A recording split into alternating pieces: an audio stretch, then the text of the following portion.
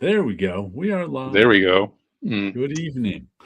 Tuning in from another dimension. Yes. Where is that ring light I had? I think it's over there somewhere. I'll have to dig it out sometime. Just a little clip on about that. The ring is about that big, maybe a little bigger, and it clips on to your, and it charges by um, USB. It's only a couple of bucks, not an expensive one.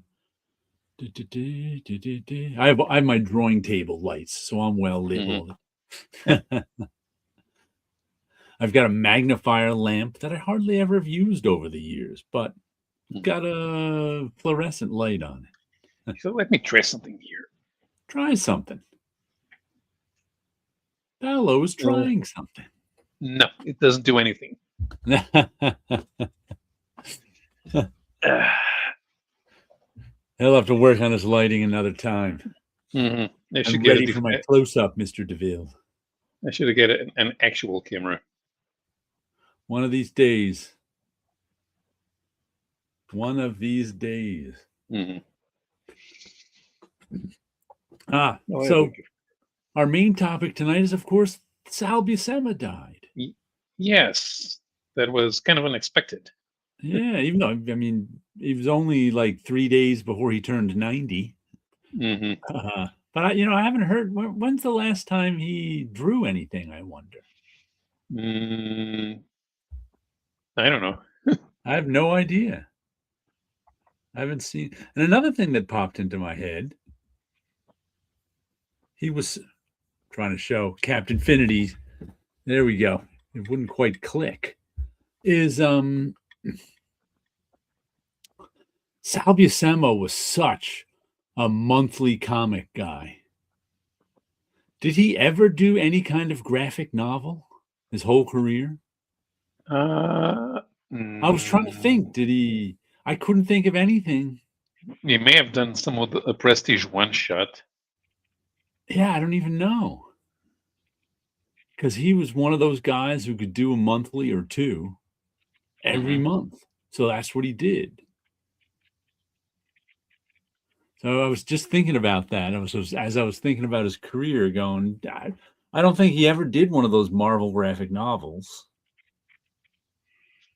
No, last word from him on Mike's Amazing World is a better rebuild story in a Thor one shot. So that was 2019. Oh, that's right. I think Walt did something in that too. I think Yeah. I remember him telling me about it. His last big thing was the Spider Island miniseries. He did the Spider Girl segments. Yep. Uh, Old Sal was a champ. He sure was.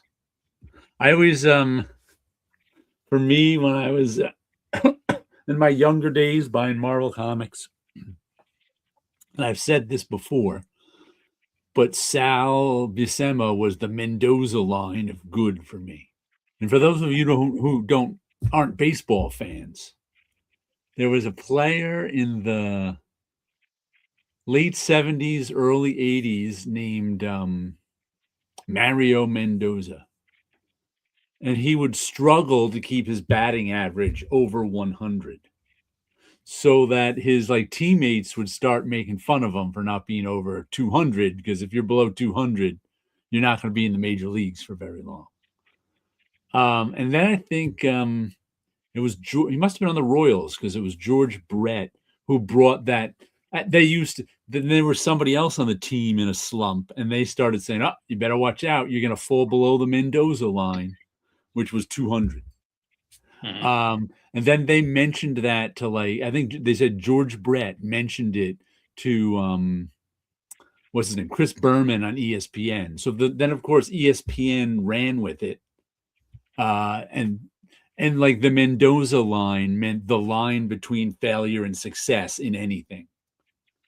And so to me, when I was a kid or maybe high school, Sal Buscema was my Mendoza line. You had to be at least as good as Sal Buscema for me to think you were a good comic book artist. Because Sal was never like a fan favorite.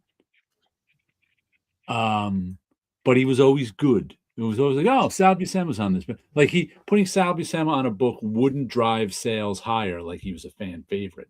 But I was always happy to see him, you know? Mm-hmm. Oh. It's kind of funny because you get used to seeing him in things that are good. Yeah. But maybe because he had runs on regular sellers. Right. So he's doing Spider-Man or the Hulk. And sure, there's Rom. And Rom is a cult hit. Mm-hmm. But yeah, you did get, of course, yeah. Well, in the 70s, everybody did everything. Yes. So we know that so he did Captain America, he did Defenders, he did Avengers. He was everywhere. Yeah. His long runs were Hulk, and he was on Defenders for quite a while too, and Rom. Mm-hmm. And also he when Walter Simonson became a fan favorite with Thor 337, that's when Sal actually changed his style to be more linear, like Walter was doing. He specifically was like, oh, yeah, I think I can do that too. So that's when his style kind of changed up to the more linear style. It went away from a little bit from Kirby and into Walter Simonson. And he did that specifically on purpose. Like he was like, oh. Yeah, when he went back to Spider-Man, when he went back to Spider-Man, he kept on doing it because there's a difference between his 70s Spider-Man and his 90s Spider-Man. Matter of fact, one of the things I wanted to show tonight here is some of my favorite Sal work, and I don't have any of it. What he was on when he was on in the 90s, Spectacular Spider-Man, with Bill Sienkiewicz doing finishes over him. I thought that stuff was terrific. But like I said, I didn't buy and keep Spider-Man. But I do have, when I was working in the bullpen, a couple of pages of his layouts. Mm-hmm. Just because like I said, I wish I'd saved more of it. But this is what Bill Sienkiewicz was inking over. These are Sal Buscema layouts. Huh.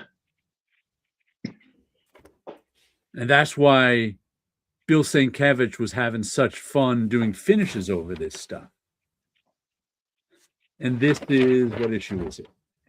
This is Annual 14, Spectacular Spider-Man Annual. I got that one. And then there's this one. And you can see it was just, these are layouts, so it's all just linear. There's no shading.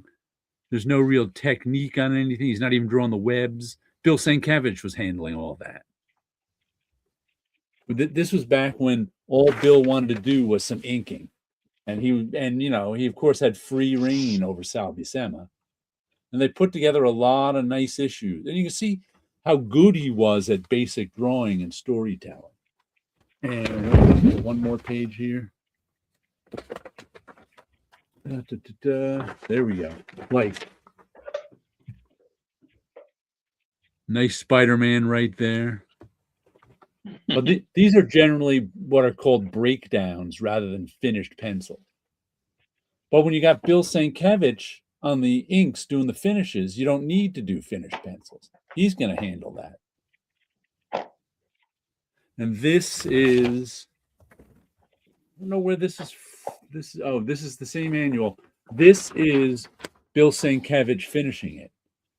So you can see how much Sienkiewicz adds, all that texture, all those lines, he spots all the blacks. A really nice, but like, you wouldn't necessarily even know that was a Sal Buscema Spider-Man because Bill Sienkiewicz finishes it. So I had to dig those out. I'm like, I think I've got some. I was like, I think I have some Sal Buscema pencil layouts in there. So I had to go to my. First, I went to my computer because I have it all scanned in to look for the scans, and then I was like, oh, okay, now I got to find the photocopies, which I did. I'm trying to find something that I saw half an hour ago, and now I can't find it. Ain't that the way? Okay, so there's Green Lantern. Ain't There's that always Resurrection the Man. way? Here. But you can also see in these, this is what these are what are known as balloon placements. So you can see the red pen in there. That's where whoever was doing the balloon placements, sometimes a writer, sometimes an editor, would do the balloon placements, and then this went to the letterer. Huh. And the letterer would throw a sheet of vellum paper over it and letter the whole thing. And then it would the lettering and the paper would come back to us in the bullpen, and we'd paste the balloons down on the original art. So that's why, I always say I wish I saved more, but I'd be buried in paper if I was. But this is one of the I saved maybe 50 photocopies that I found interesting. So this is Sal Buscema's pencils / layouts. Missing Mars is here. Gentlemen, and how are you tonight? Check something here because I'm not sure about this. Where's that? It's still missing? What are you looking for? Maybe if you say it out loud, you'll speak it into existence. Yeah, I found it. I'm trying right. to now because it's something that it's in a trade paperback, but we only did one thing specifically there. 1997. Where's 1999? No, it's 1999. Friar Tuck. Good evening, all, he says. Good evening to you, too. Where's that thing? Oh, now you have to look up which story it is? There's no table of contents? Or is it one? I was complaining about that. No, and I can't. There's no table of contents, and it doesn't show the credits at the beginning. Yeah. That always drove me crazy. I can remember when I was doing a hardcover for Bad Idea. I was like, don't do this. When someone, like a lot of these books that Marvel and DC I've seen have like a table of contents, but then no page numbers on the book. And it's just like, why are you doing that? What good does a table of contents do if there are no page numbers? Yeah. Okay. So I'm kind of limited now, but so the only thing he did at DC that I have here is inking one issue of Batman and Superman World's now the glare. First the lighting's all off. Now I have glare. It gets you bigger. There you go. Let's see if I can. So this is that mini series that's 1 year in the life of Batman and Superman meetings, and then he inked number 8, which features the new stuff from the 90s. And the reason he was asked to do this because he wasn't a regular inker. It's precisely because he had worked on Superboy. So this is inking; it's not penciling, but you can still see Cell coming through because, especially because it's drawing over. It's drawing over Graham Nolan. Okay. And there's other stuff here that's not by Robert Campanella. I think there's one issue by Alex Savick, who kind of drew like Cell. I actually have a page of original art of his inking at DC. Not from that book. Yeah, but you can see Cell even inking. And Graham Nolan is a style that's easy to recognize.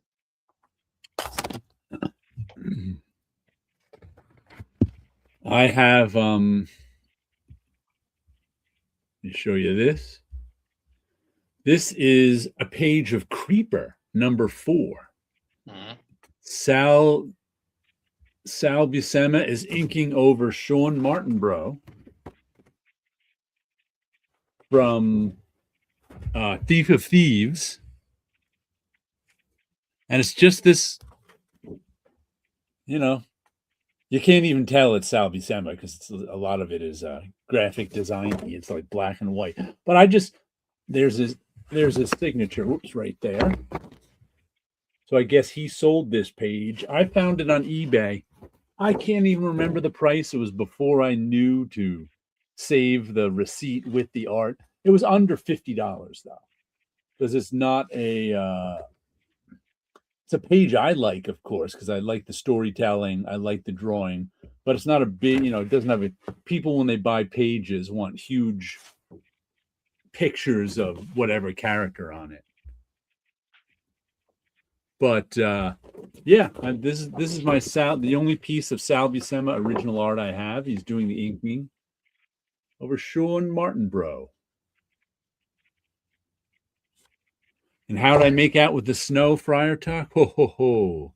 We got about 18 inches of snow here, and and the part for my tractor didn't come, so I couldn't plow it. Luckily, I didn't have to shovel it. I have this it's about a 12-inch by 6 or 8-inch electric shovel, they call it. That's like a mini snow blower. And I had to clear the driveway 5 times with it over Sunday and once Monday morning. And it took me 6 hours in total to get my driveway clear. And then, of course, on Wednesday, the part came that I needed to get my tractor going. That was supposed to be there the week before, but instead it sat in a Florida post office for 3 days for some unknown reason. Put the part right on, started right up, rolled now. It was a dead man switch. I had to get a new one of. And I cleared off like the back of the driveway that I didn't bother because I could get my car out of the garage without clearing the back. Oh, Wilson's here. Hello there, Wilson. How are you doing? Hey. I'm good. How are you guys doing? Well, I'm doing all right. When do we get 13 inches in Saratoga, New York, says Missing Mars. What do we got? 16 here. Snowblower wouldn't start for me. Ooh, I actually also had the Friday before my brother-in-law, who can fix anything, and he was helping me out with the tractor, diagnosing it the week before because I replaced one dead man switch. Turns out there's 2 on the tractor. He brought me down a slow-mo, a snowblower too, a big one, gasoline powered, but it's got a pull start, probably like yours. The little one I was using was electric. It had a cord. And he's like, I started it up fine on Friday. That Sunday I tried starting it and it was so cold out. That pull start was like the engine was in molasses. I was just like, I was getting so tired just trying to start the thing. I was like, I better use the little one because I'm going to die right here and now trying to get I'm exaggerating how fast I'm pulling it too. It was more like this. It was just not going to start. I was like, it was no fun. I didn't get snow, but I got 90 miles per hour winds. Ooh, that's no fun. Yeah, knocked out 2 trees on my street, and my part of the country is not the one that was hit the worst. We still have up in the center of the country. We still have 48 hours later. Some people still don't have access to electricity or running water. Yeah. A couple of factories were basically demolished. An airfield hangar. They put all the planes inside. The roof completely flew off, so all the airplanes are damaged. Over $1 million damage. Oh. Yeah. Oof. Yeah, it was funny. When I was first watching the snow, all the real damage happened in this country down south where there was ice rather than the snow. Like we can handle the snow up here. but down below us where they had like 2 inches of ice, that's where all the, people in Texas and wherever else had like power outages for hundreds of thousands of people. No snow so far in San Antonio. I don't think you'd get much snow there. But yeah, it was funny when I was watching the storm. It started out, I was watching on Tuesday, and they're like, it was really too far to track, but it could, like, it might not even hit us. Like, this storm might go below us, which is unusual. And then as the days went by, the storm was going further north, further north, further north, until like Sunday when I looked at the weather, the spot with the most snow, 18 to 24 inches they had, was like right over my house. I'm like, oh, like, come on. Having lived through so many snowmageddons, that's like, it's going to be the worst. It's going to be, and being in New York, we haven't had it too bad at all for quite some time. And even when they predict it's going to be bad, it's I've been in worse. So to me, it's like, all right, when let you're it come. in New York City and you're not one of the people who has to remove the snow, there's nothing to do. Yeah, exactly. Yeah. So it's like, I'm glad that I am now in a place where it's like I currently don't have to shovel snow at all. There's no problem. After doing it, being that my dad was a super for so many years, my whole junior high to just about college, I was shoveling. And even when I was working at Marvel, occasionally I had to help my dad shovel. So once I was out of there, I was out of it. Snow no longer, to have to deal with. If you're not shoveling and you're not driving, everything's good. And that's exactly where I was. Where it was like, well, I don't have to be anywhere as long as I still have electricity, and that was a concern for a short minute, only because it could happen. New York blackouts happen just because.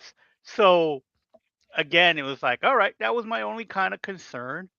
But it's like I had no plans to go out, and even when I did go out, the only problem was how cold it was. And as long as it wasn't windy, it's okay to go to the supermarket. It was okay to go to nearby places. The furthest out I went was like a mile away, and that was about it. Came back home and that's it. Shut the door, kept the cold outside, and didn't have to go back out. My favorite is, I always hear in New York, especially in Midtown, you always hear New Yorkers say, "Oh, it wasn't so bad. The snow's gone already." And I'm like, that's because they trucked it out. It's like, how many New Yorkers don't even know that people throw that snow into big trucks and they dump it in the river? It's like, that's why the snow's gone, because they moved it. Exactly. In Manhattan. Here in the Bronx, they shoveled, but it was interesting to watch people digging out their cars.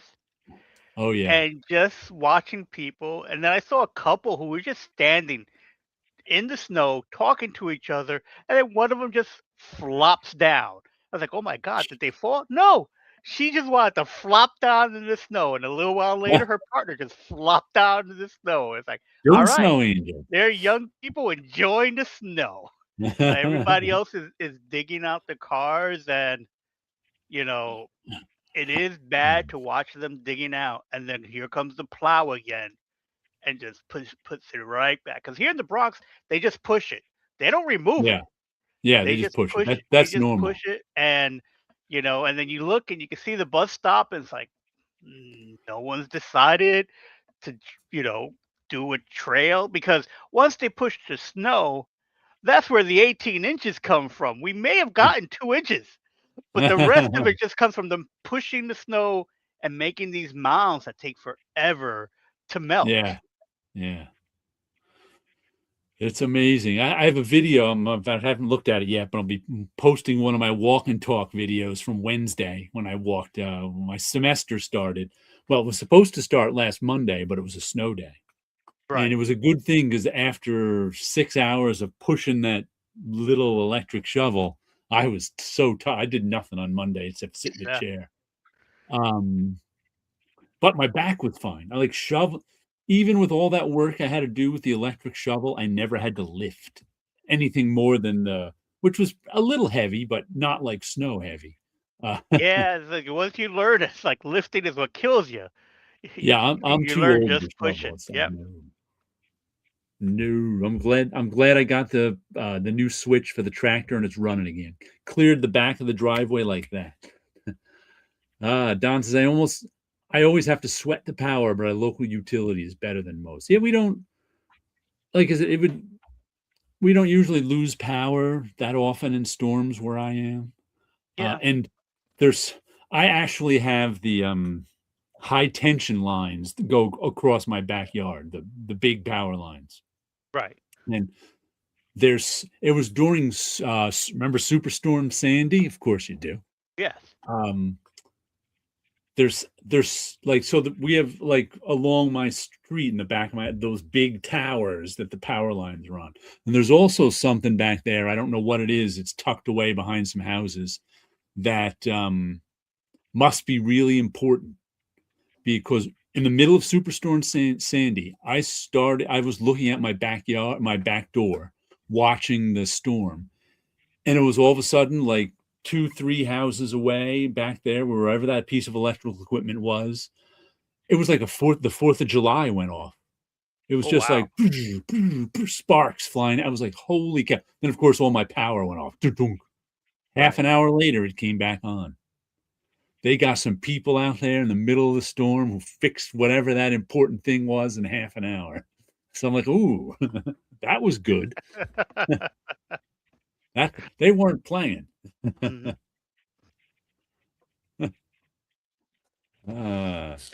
So you're probably the only one here who met Sal Buscema, right? Because I Yes. never have. You never got to meet him? Yeah. Yeah. I read your Yeah. story on Facebook about meeting him. He was one of the probably one of the first artists that I got to meet because of doing conventions. Yep. And he did a lot of conventions back in '95, and so when I started, I learned a lot from him just talking to him at cons. Yeah. We rode to one of the hotels from the airport, like we ran into each other at the airport, and we shared one of the airport buses to get Mm. to the hotel. And so we had conversations a bunch of times. And the story that I tell that I put on Facebook is that we were having a conversation after the con. We were closing up stuff, and I was sitting there winding down, and I was sketching. And it's like, "Oh, you're an artist," and we got to talking about that, and I kind of lamented, "Well, I'm not really good at it." It's like I had to worry No. about it, if as long as you keep working on it, you will get better. You just got to do it every day, kind of a thing. Yeah. And it was, that conversation, the just talking about art, stuff like that. And it's like, if you keep it up, I guaranteed 5 years from now, you'll look back and see that your art is better, in that increment. So just keep drawing, which is one of the things I always say as my tagline on TikTok Yeah. is, I end my things with just keep drawing. And I got that from Sal. Right. And on the bus, having that conversation, and it was like, uh, you know, back then I'm happy go lucky, having a ball working at a con. And he's like, you remind me of my nephew because of the whole cheery outlook in that. And I was like, oh, can I call you Uncle Sal? And he said, yeah, go ahead. And so the first couple of years of working at Marvel, seeing him all the time, because again, I was working conventions. So we would just Mhm. talk all the time. After that, it was like I would run into him at cons. And of course, doing art returns, I would talk to Right. him on the phone and stuff like that. So, and of course, once I left Marvel, lose contact, and Right. I know that I saw him at a con, but we never got to speak again, and it was decades since I spoken to him. But yeah, it Where was like where did he live? He that. wasn't I don't local, right? recall. I don't No, I remember him don't. ever coming into the office. Yeah, he wasn't local. I don't recall where he lived, and again, it's one of those things where it was like, uh, the thing that I learned from him was that he got a flat rate to show up at a con. So Okay. before they even pay for the hotel, before he gets a flat rate to just go, oh, I'm going to this con, you get paid this amount, and then you go, and then there's other things like that. But he's like, yeah, I don't pick up the phone or book a flight until this flat rate is met, and it Hmm. was like, but he always did the cons, and he was the type of person that, again, back then, sketches were pretty much free. So Right. he would go to a con and just be sketching all day and stuff like that. And then the last convention I recall seeing him at was one of the Big Apple conventions at the across the street from Madison Square Garden, the Penn Hotel, I think it was. Right. Right. So that was like the last time I saw him quite some time ago. But yeah, it was he was cool. Talked to him on the phone and stuff like that. So it was neat, and even worked on a couple of things with him over the years on other people's projects. I think he inked some stuff for. I think he inked something for Apex Comics Group for a Right. Tom DeFalco project that He that did. I'm not sure. I think he inked on that. I remember Bob Wyacek inking for some, which with Run Comics. I think it's Run from Run DMC. Who's the comic fan? Hmm. Or is it DMC? I can't remember which one it is. But whichever one it was, he's written some comics and had them published, his Right. own little projects. And Sal did some stuff. I remember this one I might have a scan of it, this one double page spread. And let's see. Friar Tuck lost power for a week from Sandy. Yeah, a lot of people did. I was glad to only be a half an hour. And greetings, sleepy reader. Let me show these to Wilson. I was just showing them before you came on. You know how we always say we wish we saved more stuff from Marvel. Well, Yeah. one of the things I did save were the pencil Xerox balloon placements for Sal Buscema's breakdowns that Bill Sienkiewicz went and did finishes on. Oh, okay. Just because I really liked his work. I wish I never bought any, or I never kept any of the actual comics, but I did keep these 3 pages of breakdowns, which are really cool. I think they really show his, mastery of drawing just in these few pages. And this is from the 90s. This is Spectacular Spider-Man Annual 14. And here is a copy of what Sienkiewicz's finishes looked like over him. Right. So you can see, Bill was going wild. Yep. But this was the time I remember hearing that this is what Bill Sienkiewicz wanted to do. He just wanted to ink for a while and ink over Sal Buscema, who gave him all the basics he needed. Then I had this.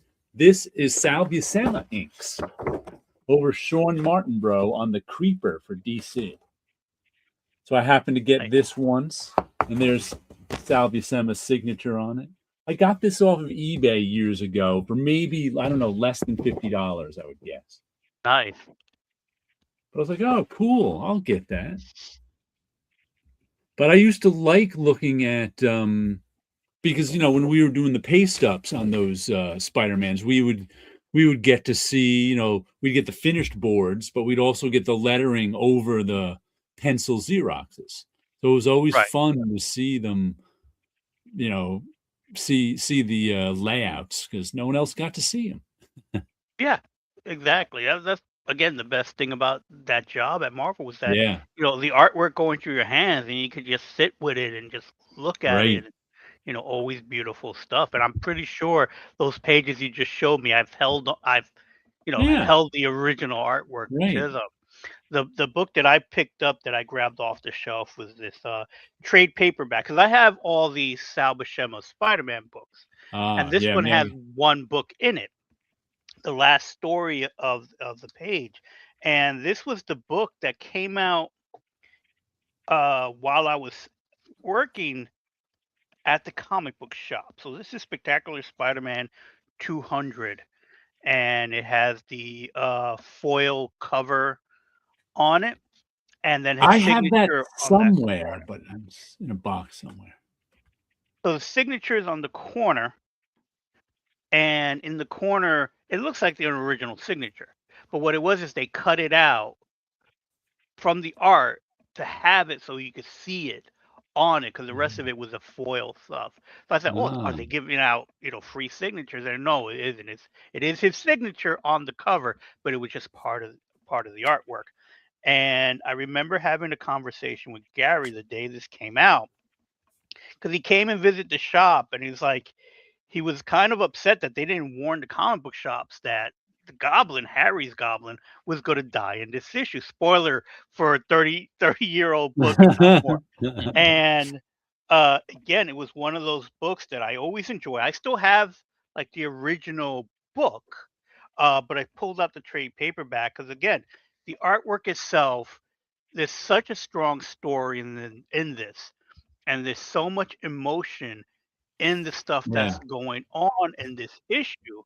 And going to the back of the book, it is a silent book.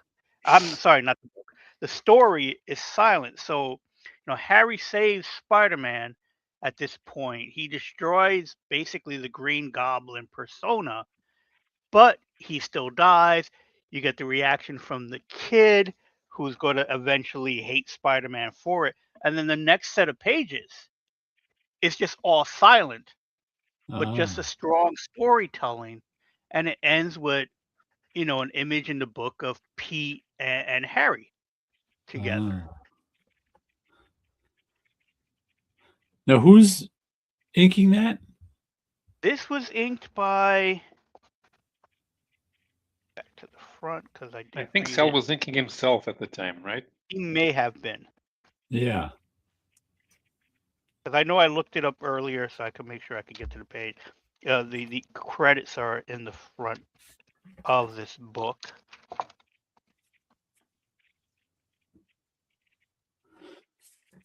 And Sleepy says, I last saw Sal's work with something called Sit Comics a few years ago.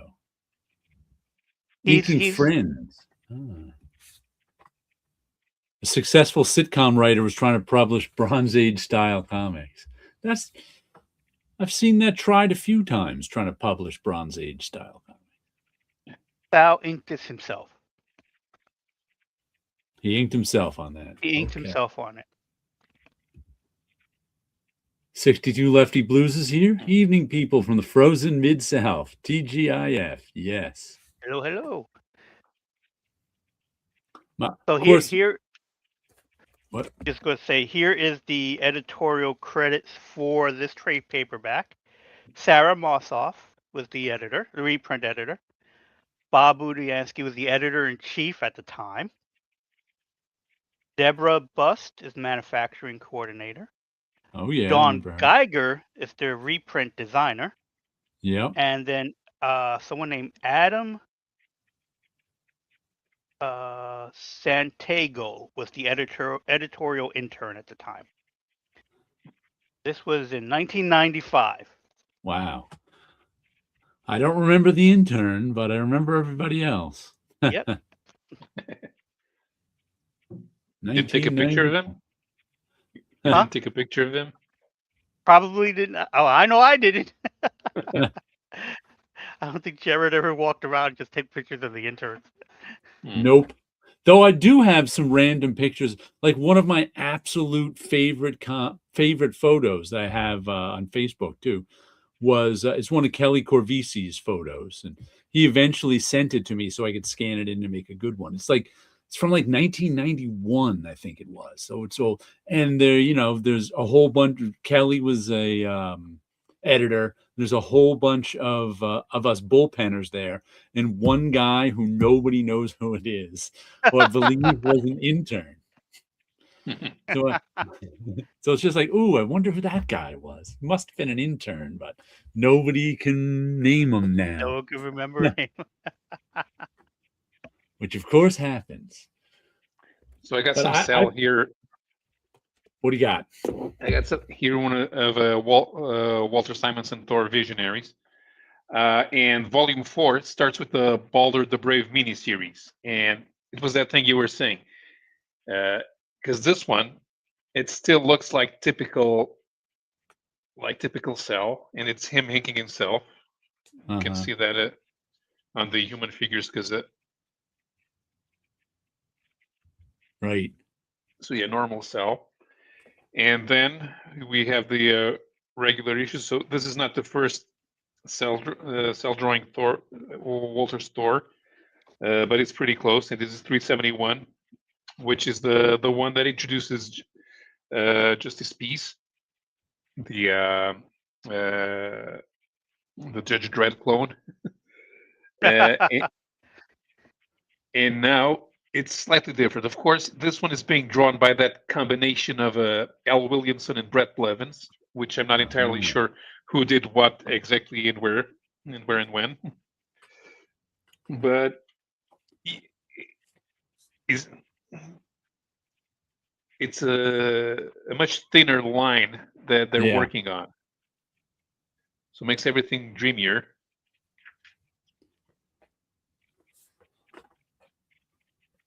You can see it with normal people, because this is where this is Doug Thatcher, and it's Walt going back for a Kirby villain from the. I'm not even sure if it was Kirby who drew Doug Thatcher. Looks like some lame idea that Stan Lee had.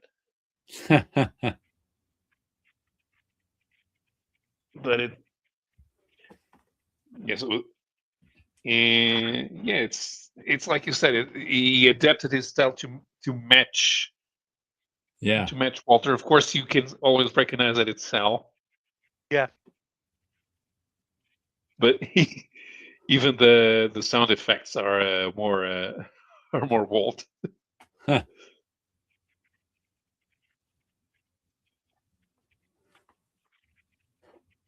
And it's totally different, of course, like you said. And this became the regular style, because when he went back to those amazing Spider-Mans. That's how he drew from then on. In case you missed that, Wilson. Once Walter Simonson became like a fan favorite with Thor 337, Sal Buscema actually changed his drawing style. Yeah, look at Sigurd Jarlson. Yeah, to be a little sort of more linear and graphic designy, like Walt's was. Oh, okay. Yeah, I just thought it was a natural it wasn't like a secret. He was like, yeah. I thought it was just a natural progression of the way his art style was. He specifically did it because he liked Walt's stuff. Yeah, I never knew that. Liked what he was doing. I think Walter even told me that too. He may have talked about it. Yeah, and look, Sal was the only other guy who knew how to draw Thor in his Sigurd Jarlson identity. the secret identity. And of course, for me, Sal Buscema will always be the Hulk guy, because this Hulk 200 is what I consider my first issue. This is what started me. It wasn't the first comic I had, but it was the one that started me collecting comics. Right. Like I've said before, I had Hulk 200, and my neighbor, I think I was 9, had Hulk 201, 202, and 203. And I traded him every comic I had for those 3 comics. That's when I discovered they all went in a row. And also I think Hulk 203 was drawn by Herb Trimpe. And that's when I was like, why does the Hulk look so different? This is so weird. And that's when I discovered credit boxes. And I was like, oh, he looks so different because there's a different person drawing them. So I discovered that all when I was about 9 or 10. I forget if it was the first half of it. My birthday's in August. So if it was, and these all came out in 76. So if it was the first half of the year, it was 9. If it was the second half of the year, I was 10. But this was June, so I was probably still 9. And this is 251 with this nice Michael Golden cover. is the last issue of Hulk I have. Though I think I bought up to somewhere near 300. I got rid of them over the years because I wasn't really attached to those ones. So I just kept and I kept all the stuff I had before it too, because I collected some Hulks before it. But 200 to like 251 was like my run of Sal Buscema Hulks that I liked a lot. So I pulled those out just to see them. And I must have kept 251 because of this nice Michael Golden cover. Yeah. I probably went, ooh, I'm not getting rid of that one. Because I was rounding it off to 250, but then I went, no. 251. Yeah, I got here the trade with the lead up to the Crossroads saga, where Hulk loses his intelligence again, starts going nuts, and this one it's inked by everybody. Yeah, like this one. This one is Chickstone.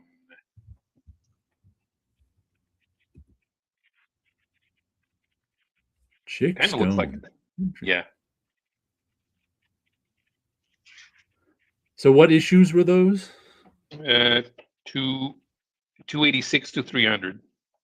Okay. Those were probably the ones I got rid of. Don't even remember what was in them. Well, it's after Hulk gets Banner's mind. Okay. And it's the lead up to the Crossroads saga, so he starts losing it. Kate Waynesboro is introduced. He fights MODOK and do those issues have any of the UFOs in them?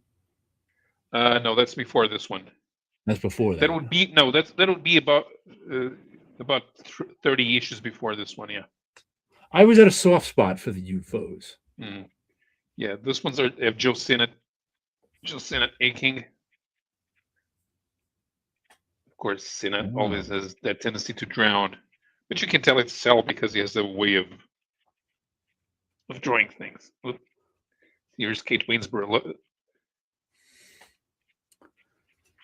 and then it's that guy from the Philippines, Jerry Telayoc or whatever. Talak, yeah. TALOC, right? TALAOC. AOC, there's an A in there? Okay. Yeah, that's why it's complicated. Yeah. Gotta figure out how to pronounce Tagalog names.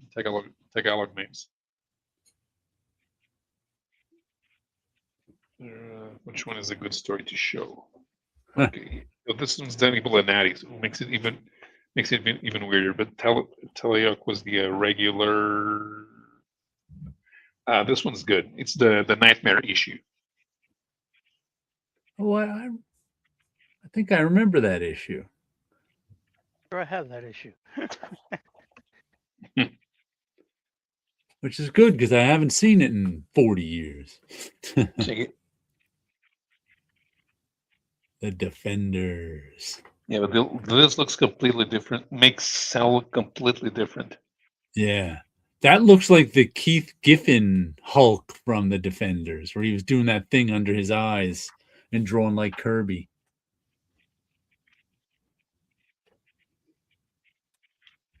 Then becomes nuts, and we have. Look at this. It's not. The shading is done in is never full blacks. Kind of merges with the coloring. Yeah. I remember I kind of liked it at the time. It was different. Little fine lines. Mm-hmm. Oh, and was that Bulinati inking? Bulinati was a couple of issues earlier. Okay, was that Talok inking? Yeah. Okay. Oh, and they reprint here the corner boxes with the transformation. Oh yeah, that's one of my favorite things about the corner boxes. Who did those corner boxes? Was that? I think it was Sal. Looks like Sal. I remember that he dropped the formula or whatever, the beaker, and turned into the Hulk. Yeah, and slowly turned into the Hulk, which was just great when you have them all there and you kind of flip it and you make your own flip book. It was like one of the coolest things I ever saw them do with a corner box art. That was a cool one. Oh, here's something that always happened when they had other heroes showing up. So this is the one where the Avengers and Spider-Man show up to fight the Hulk because he's completely lost it, and then they have a scene with Daredevil, and it's always the thing about, well, I can't really help fight the Hulk, but I can help in other ways. Do you remember that issue early on in the Frank Miller run where Daredevil fought the Hulk? Yeah. That was that. I remember getting that one. That's one of the issues that made me think, wow, this Frank Miller, it could be special. But notice how Talayak here is trying to ape Sinat's inking just for the Avengers, because at the time Sinat was inking over Al Milgram, and people would be used to a much more solid look for them. Yeah. Missing Mars says, Joe Sinnott, check out Gorgo Strikes. Gorgo Strikes. I don't know that one at all. It's from Charlton, I think. Is that the same Gorgo that Ditko did? It's probably him inking over Ditko then, yeah, because that's the only Gorgo that there is in comic books is based on the monster from the movie from the same name. Mm-hmm. And of course, the other big one for me, for Sal, was, of course, the Defenders. Yep. I like this cover. And I didn't realize he had Vince Colletta inking. You can see how battered my old issues are. And I think this one was battered before it came to me, because I think this I got around the neighborhood. I didn't buy this one off. I didn't start buying the Defenders myself till around issue 50. But I got a whole bunch of them around the neighborhood when I was a kid. So I always enjoyed the Defenders. I didn't read the Defenders. They were I think they were done by the time I got into it. Yeah. I do know that I have a few issues of the later stuff where it was ending that I found them lying around, and those were always the inexpensive books.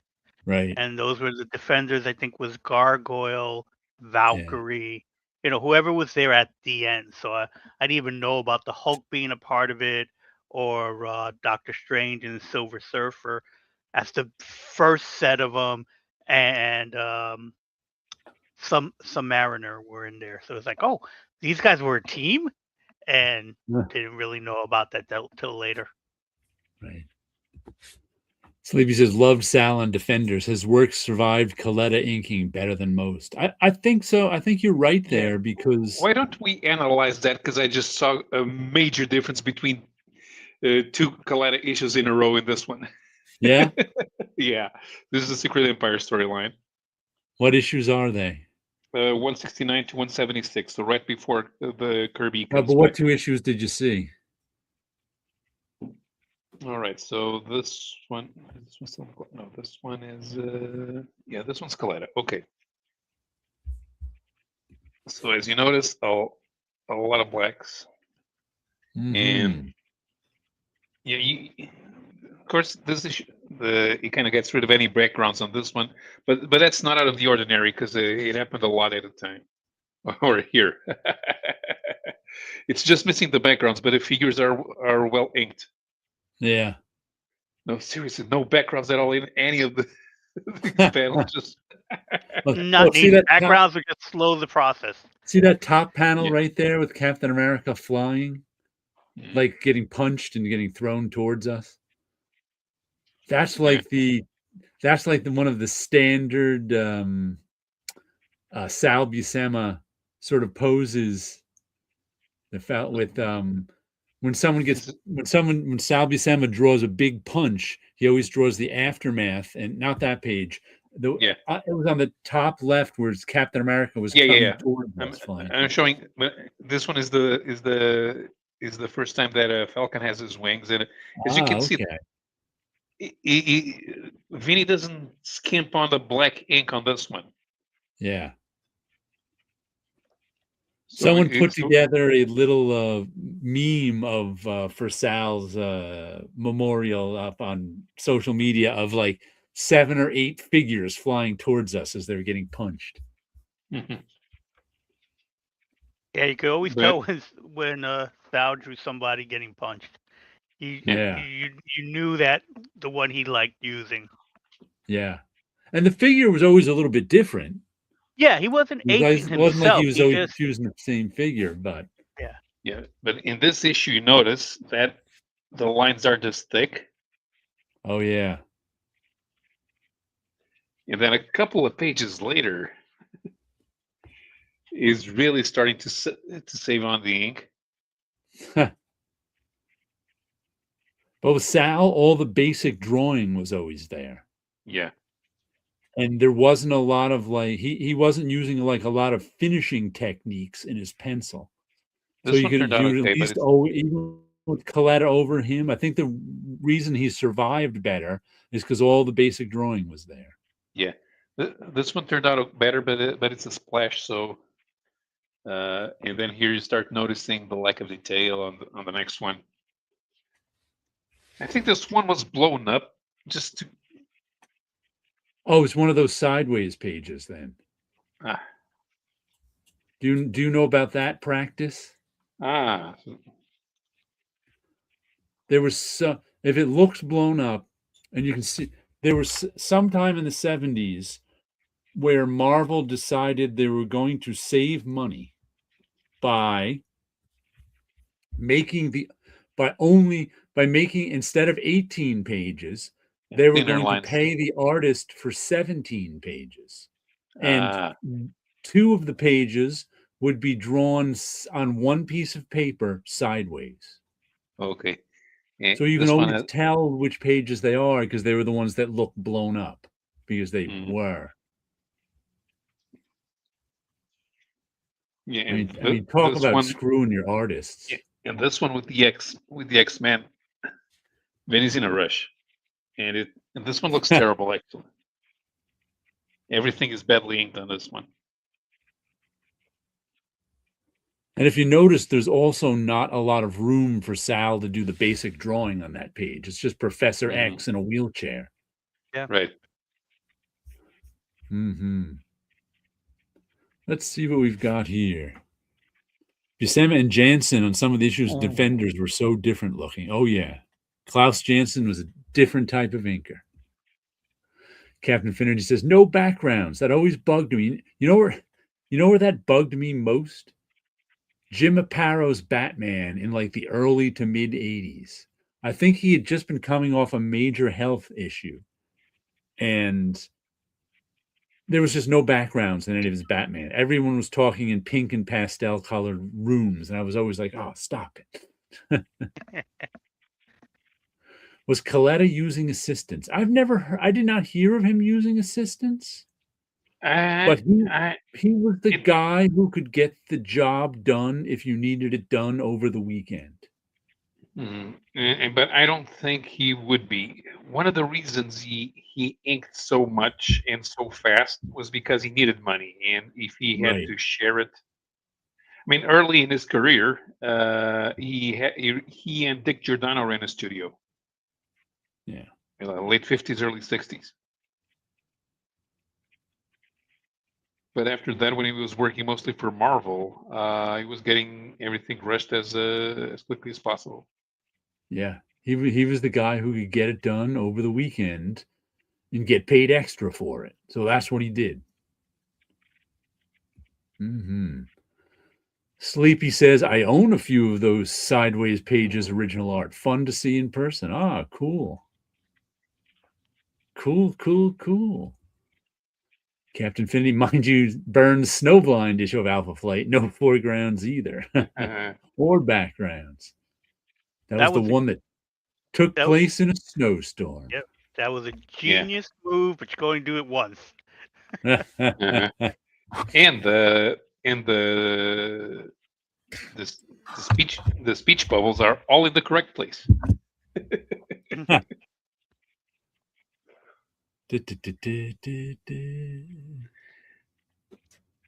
So Sal did do one graphic novel once, but nobody read it. It's Marvel New Universe: The Pit. Okay. That's why nobody read it. Nobody was reading the New Universe at the end. No. I have that trade paperback. Yeah. I was just wondering.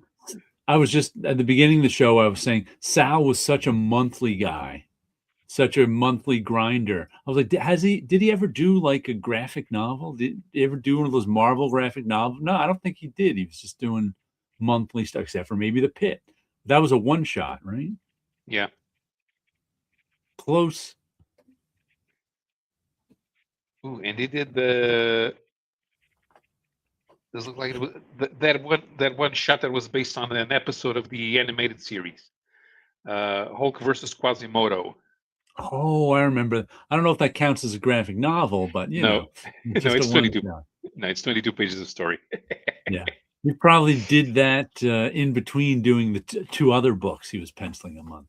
Yeah, I'm seeing it here in Mike's Amazing World, and that month there are 3 comics with Sal's art. It's Hulk 281, ROM number 40, and that Quasimodo one shot. So he probably was doing a page here and there whenever he had the time. He didn't do Hulk 279 because he did Avengers 227. Why was that? 279 is what? 279 is the one where the Hulk gets pardoned, and it's drawn by Mark Grunwald. What was it, Assistant Editors Month or something? No. It's Mark Grunwald with Greg LaRocque. So LaRocque would cover up anything, but he did Avengers that month. And yeah, it's the one where Monica joins the Avengers. Greg LaRocque was one of those guys who fell a little bit below the Sal Buscema line for me. I don't know if Wilson was here for the beginning part of that one. To me, like the Mendoza line in baseball, which is batting 200 and the difference between being in the majors and getting sent down, to me was always like as a kid, the Sal Buscema line was that. If you had to be better than Sal Buscema, at least as good as Sal Buscema, for me to think you were a good artist. he was my like example of a good comic book artist. Not a fan favorite, not one of the greats, but good. You're happy to see him on a book. Yeah. And here in 1983, there were a few months where Sal was drawing 4 Marvel comics a month. Wow. Although a couple of them is only doing layouts, because I remember these Marvel team ups that show up here. Yeah, and this one, Mike Esposito ends up doing most of the art over that, and the other one that he's doing is New Mutants, in which he would do layouts for Bob McLeod, and I asked Bob McLeod over it when he came to Portugal, and he said he didn't have the time. It's not so much that he didn't have the time, but when he drew and somebody else inked, he didn't get the design he wanted. So we would rather have somebody else draw and he would ink, and he would get the look right. Sleepy says Mike's Amazing World shows Sal as having done 933 story arts and 483 covers. Wow. Whoa. Them's a lot. Yeah. There we go. Sal. I think this is the first Sal on New Mutants. Where is it? New Mutants was a book I only stuck with for a few months, I think. I don't think I was around that long. No, I may have been. I remember. I don't remember. Let me check my database. I don't remember any of the issues. I like the New Mutants, but then again, for me, it was easier to read the New Mutants because it was showing up as a backup strip. Okay, so the first issue that he did was number 3. It was number 4, that is. It's the one where that kid tries to tries to get sexy with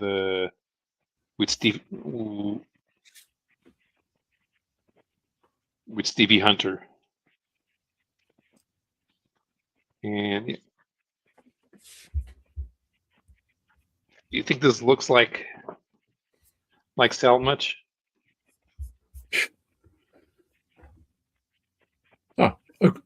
According to my database, I read New Mutants till issue 30.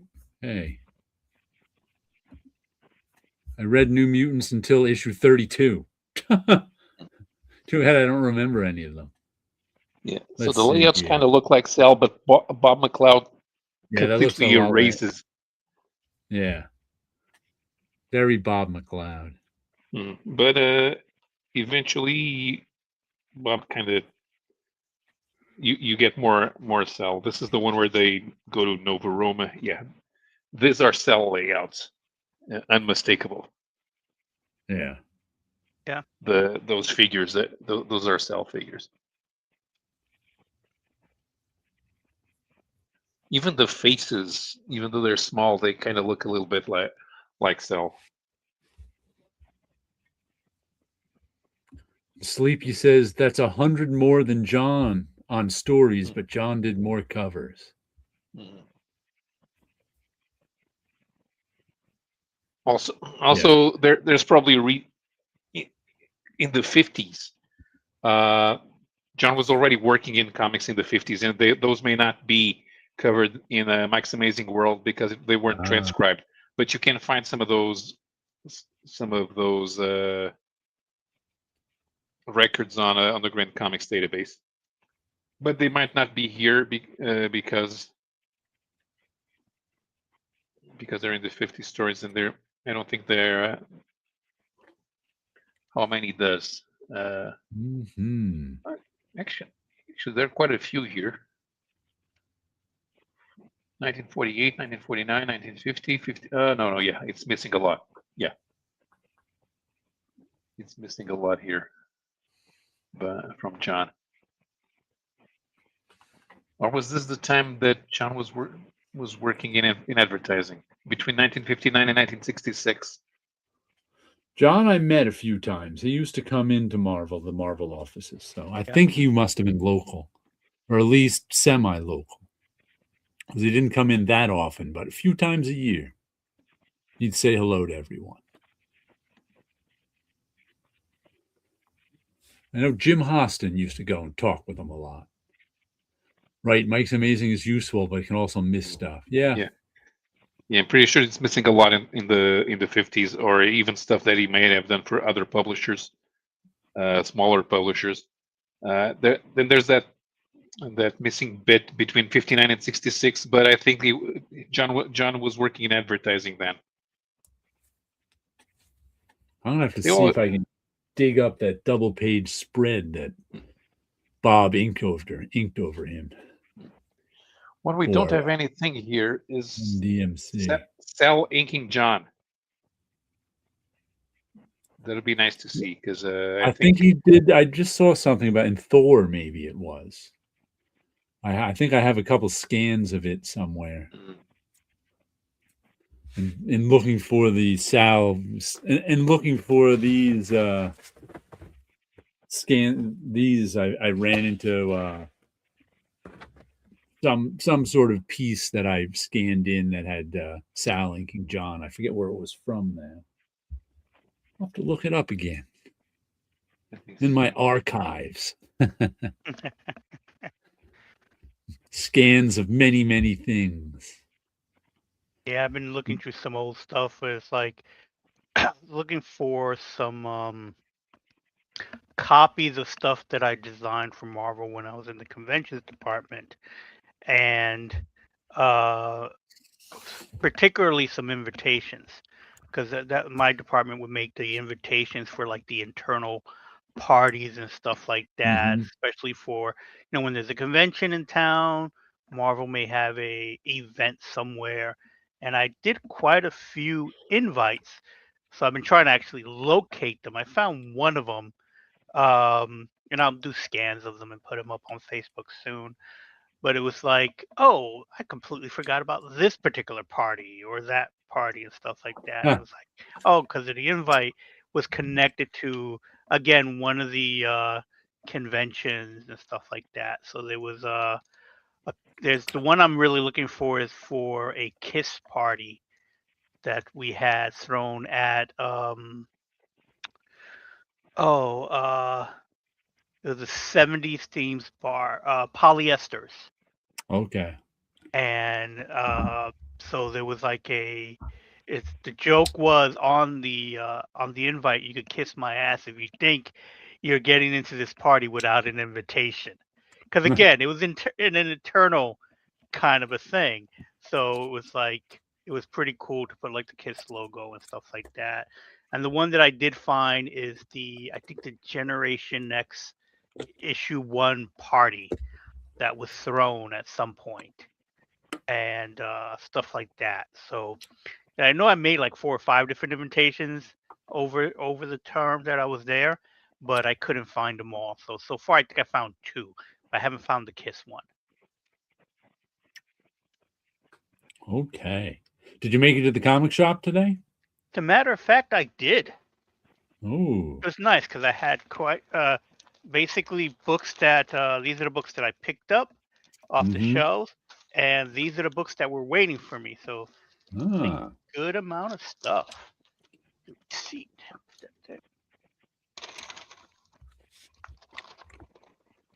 So this was last week's books and then this week's books as well. So no particular order. Starship Godzilla issue number 4. Have you read any of those yet? Not at all.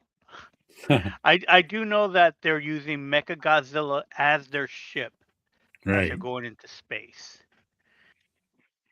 We have Amazing Spider-Man issue number 20. Looks like maybe a new Hobgoblin. Is that the John Romita Jr. book? Yes. Mm-hmm. This one I have to pull out because it's backwards because it's where the bar scan is. So pull out. Absolute Batman issue number 16 with Absolute Wonder Woman. I've seen a lot of reviews of that on TikTok. Oh, okay. I've seen things mentioned, and I think that's the crocodile Killer Croc. I think that's the Killer Croc of that particular universe. Another book this is a tie-in to that DC KO thing. And I've seen that the KO stuff has been popping up a lot on Facebook and whatnot. The first Amazing Spider-Man annual. Oh wow! Look at the size of that number 1 on there. That's a big number 1, isn't it? That's right. It lets you know that's it. This is an important issue. Special collector's item. Yep. Look at that. A number 1 on a Spider-Man book. That has to go for tons of money now. And this is even better than a 10.0 because it hasn't even been read. That's your retirement savings right there. Yep, that there it is. G.I. Joe issue number 18. Like Roadblock there on the cover.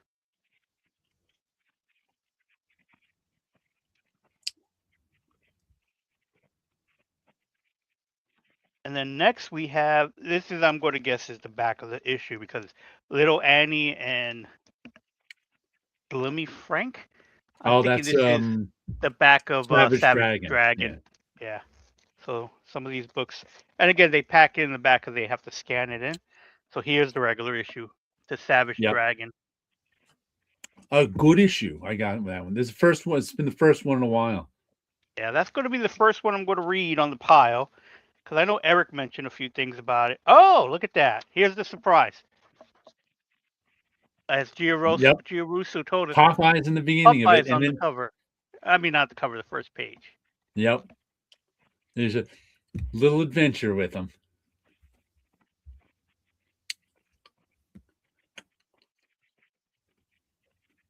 And he said in the back, he's like, I just got burnt out. I had to take a little break from Savage Dragon. But now he's back. That what it was? Okay. Yeah. And See? these are the ones that it was in the back. Power Rangers Prime, issue number 14. A very cute cover.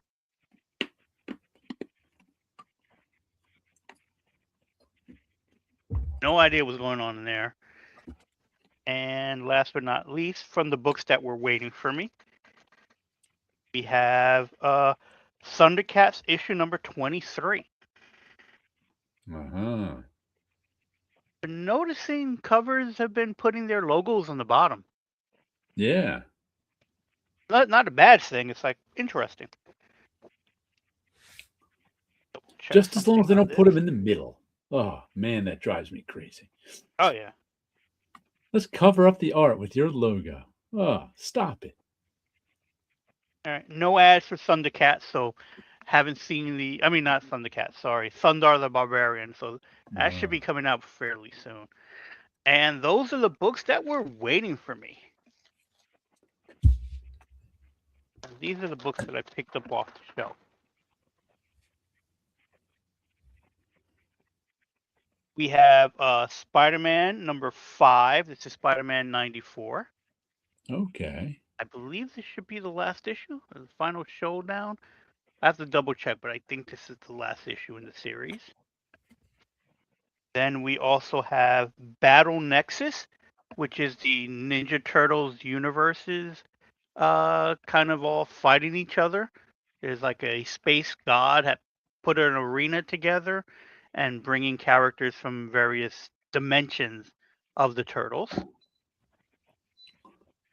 And across, I think, all the comics and the cartoon and stuff like that. And then the last but not least, I have Craniacs. This is issue number, I want to say it was 3. Yeah, issue number 3 from Titan Books. And this was based on a card series that I did sketch cards for. Ah. So I was like, oh, let me actually read stories about these characters. Because who knows if there'll be another series to get to work on. I like looking at the comic book art better than the card art that they gave us samples of. Okay. Because the card art, so many different artists drew the same characters with slightly different looks to them. And if I see it in comic book form, it makes it easier for me to really picture how to draw them and, again, how to color them. The good thing about this card set, when I worked on it, was that we were allowed to do the characters in the style we wanted, in a sense of I stuck with my set, my group of cards in black and white. Because I could do it in black and white or in color. And black and white was just easier for me to do. Here's an ad in the back for the card set. Series 3 is what I worked on. So you've got some sketch cards in there? Yes. None of them is actually pictured on here, but they're inside the packs. I don't know what the, how many, if there's 1 or 2 sketch cards per box, or how each company does it differently. Missing Mars says, thumbs up. Don't forget to like and subscribe. If you like it, folks, it really helps. Give us money. That's all I want. Thumbs up. The cards just reminded me. I just saw something that an art supply that I might get. Remember how I've said before that I usually with that Hate box set, I usually save up my credit card points to get something like that. I get maybe $100 worth of credit card points a year. But I ended up I was saving them for that Hate box set. But then I spent the credit card points on something else, like 2 years in a row. And this year, I've about $70 worth of credit card points. I already got the Hate box set last year. And I was looking at what I want to get. And I was kind of looking at kind of maybe the Planetary Omnibus or else the new Lone Wolf and Cub Omnibus. But now I've been like, I don't want any more big. I've got so many books and comics. I'm like, I just don't want to buy any more. I'm like, buy my comics I don't want to buy any more books right now. So I instead stumbled onto this, and I thought of using it with sketch cards because they're small. I'm not much of a stippling guy. I don't know if you've ever done stippling, Wilson. Yeah, my early days. I don't do that exactly. anymore. Exactly. Stippling is for the young. It's for the young, and as my one art teacher told me once, stippling is really an amateur technique because you can make tons of mistakes and you have time to fix them. Because it's just so. But I saw that it's about $70, and it's an automatic stippling pen. You just hold it, and it moves up and down itself. And I'm just like, ooh, that looks so cool. Like maybe I'll make some little sketch cards with stippling or something. But I was like, you know what? I haven't decided yet. But I'm like, maybe I'll buy that with my credit card point money. But sketch cards just reminded me of that because that's the only thing I could think to do something like I wouldn't want to make a big piece with it because even then it's still too much work. I talk about art teachers. I remember I use a rapidograph pen a lot of times for like everything. Yeah. And he caught me once like filling in some black areas. And it's like, why are you using a pen for that? There's brushes that have been made. I did that once too. Because I kind of liked the whole look I got filling it, but I filled in this whole big page with a 0.5 rapidity. It was insane. There was no reason. It was completely insane, but it was fun to do. But when you're 18, 19, you think you're working. You think you're working. You feel like you're doing a lot of work. Yeah, look at me putting the time into this. Yeah, it's like then you get into a zen space while you're doing it. And it's like, what are you doing? That's what brushes are for. Yeah. I filled in a whole, and I remember what it was. Our assignment was to do sort of like a logo for a country. And I had Austria. And I just remember, of course, we were doing this all by hand. There were no computers and fonts. I don't even remember what the logo was. I just remember picture an 8x10 piece with kind of a big A on it and probably little stuff. And then the rest of it filled in by hand with a little rapidograph. Just like insane. Yeah, completely. I actually did get some art supplies. Oh, what'd you get? I got 8 more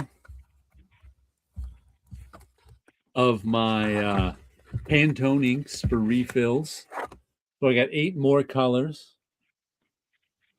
For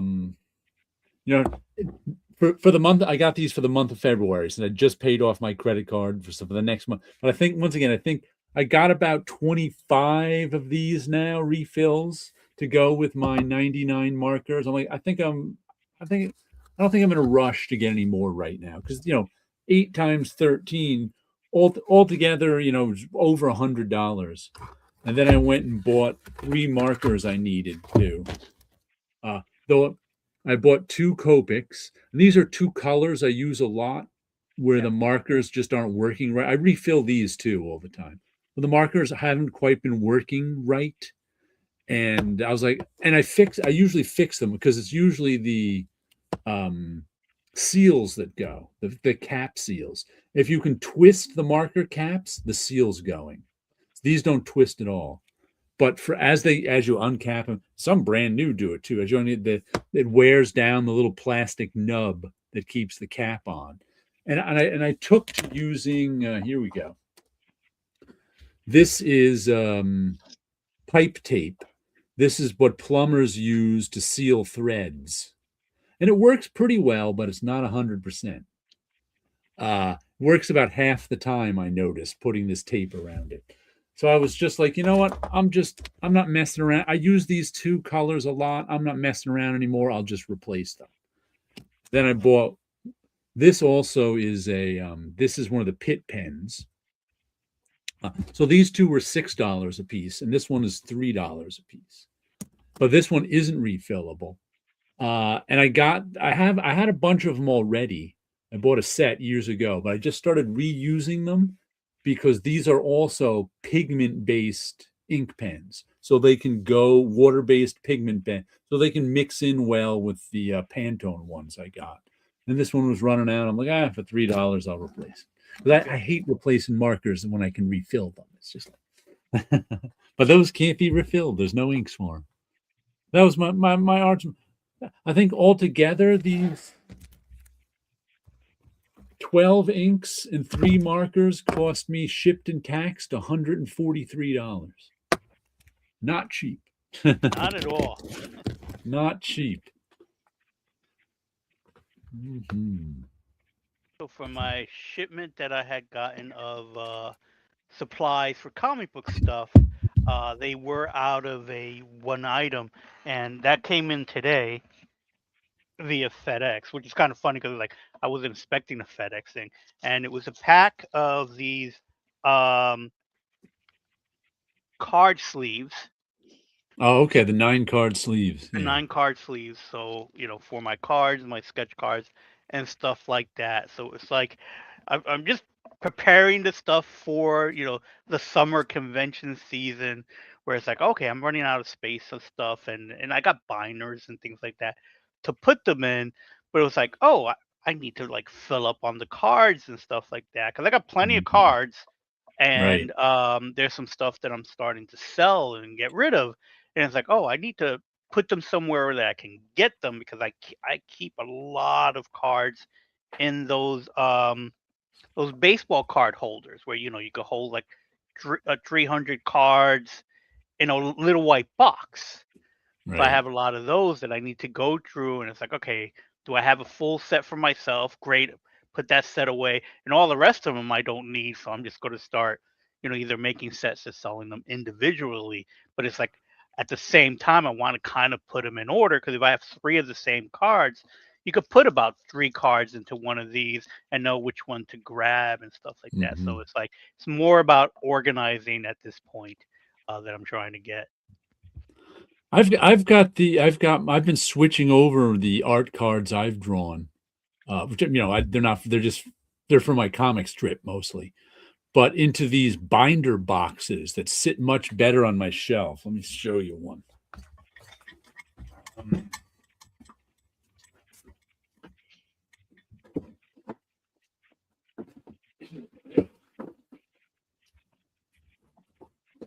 They're a plastic box that opens up, and there's a binder. Of course, there's binder rings in it. Yeah, that's kind of the ones that I use. I had them in regular binders for a while, but they just never sat right on the shelf. I have them. I have a set in black and a set in white. So these I got from I think these were on sale on Bags Unlimited in a clearance. So Okay. I pretty much have cards in there like that. These are mostly Star Wars cards. These sit much better on a shelf than a binder does. Yep.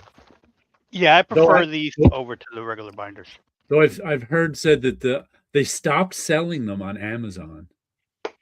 Something to do with them not being durable enough, so they weren't a quality product. I don't know if that's true, but I can just tell like these clips are gonna. But I don't open and close mine much, so I'm like, all right. Yeah, the clips are a bit flimsy. Like on one of the white ones, the clip on the top had broke. In fact, I have the white ones over here.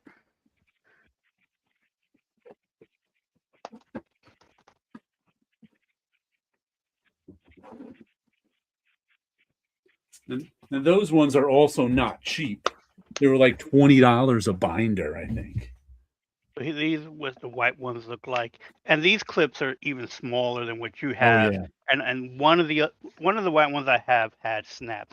What I did like about these is that the cover is a little pocket, Oh, okay. So you so can slip in you a could slip in right. something into it so you can organize them. But because I basically once they're on the shelf, they're they're on the shelf this way. I don't really put anything into it. And this particular binder has been designated as the binder for all my Kickstarter stuff that I get. So, you know, some of the stickers, some of the cards that I don't have really much else to do with them. Because I always feel like with the stickers, like, what am I going to put it on that's going to be permanently on there? And do I want to do that? Huh. And then this also has a bunch of like full card sets from different companies that I did work for.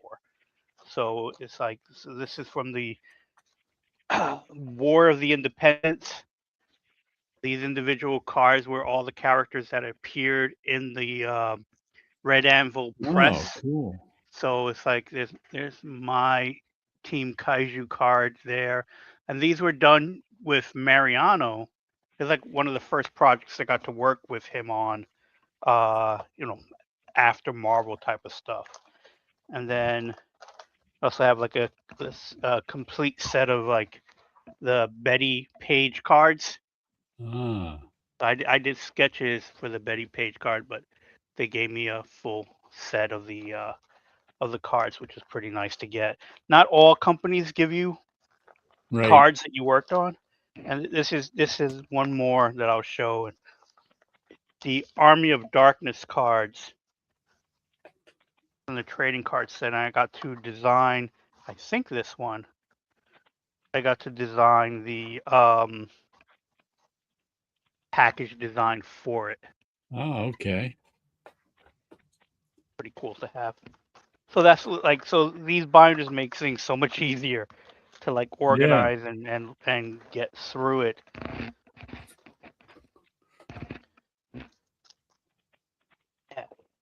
I got mine at B&H Photo, I think, last time. They still have Oh, them. yeah.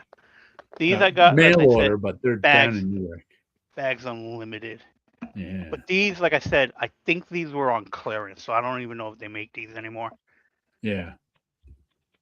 Sleepy says art supplies versus payment for it. Doesn't seem like the math adds up. Not always. Not at all. Not unless you got a big name and rich people want to give you money. Let's see. Titcom, you use so much marker ink, you just make your fingers independent somehow. Make sort of finger IVs that feed the glove ink like a Freddy glove. And I only have 10 colors. Jared, do you have a story in mind for your artwork? Not usually, but I come up with stories as I do them. I like a lot of my art to suggest stories to me, kind of thing. So I don't make art about stories. I make art to kind of find stories. But then I write stories in my comic strip too. So Titcom, I should have a few art cards this week. I had good luck mounting them in frames, done up a bit. I guess technically they are just sketch cards at the end because I add so much to them. He sold a few art cards this week. Cool. Oh, nice. Cool. Let me show you a comic I got this week that was probably the highlight of my comic buying week. I liked it so much. And this is Spirit of the Shadows. And it was this cover. They were using this cover as an ad, and that's what sold it to me. And the art in this is just so imaginative. It's by, what's his name? Nick Cagnetti, who I think someone mentioned on my video this week, did something called Pink Lemonade. There you go. Wild. That's pretty cool. Yeah. Yeah. And there's a little Ditko in it with sort of a modernist quality. Yeah. I like the colors to it as well. And he switches to this muted style for a few pages when he's telling a flashback. Where is it? There's the muted style. And where's that? I mean, look at that. Some terrific stuff in there. Where is... Let me show you that one. Oh, there we go. He decides to fight with his violin.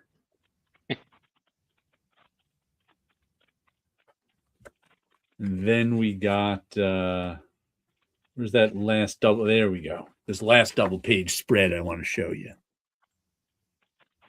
Very nice. And the story was interesting too. It was a story by Daniel Ziegler and Nick Cignetti, who's the art and colors. Letters by Ferran Delgado.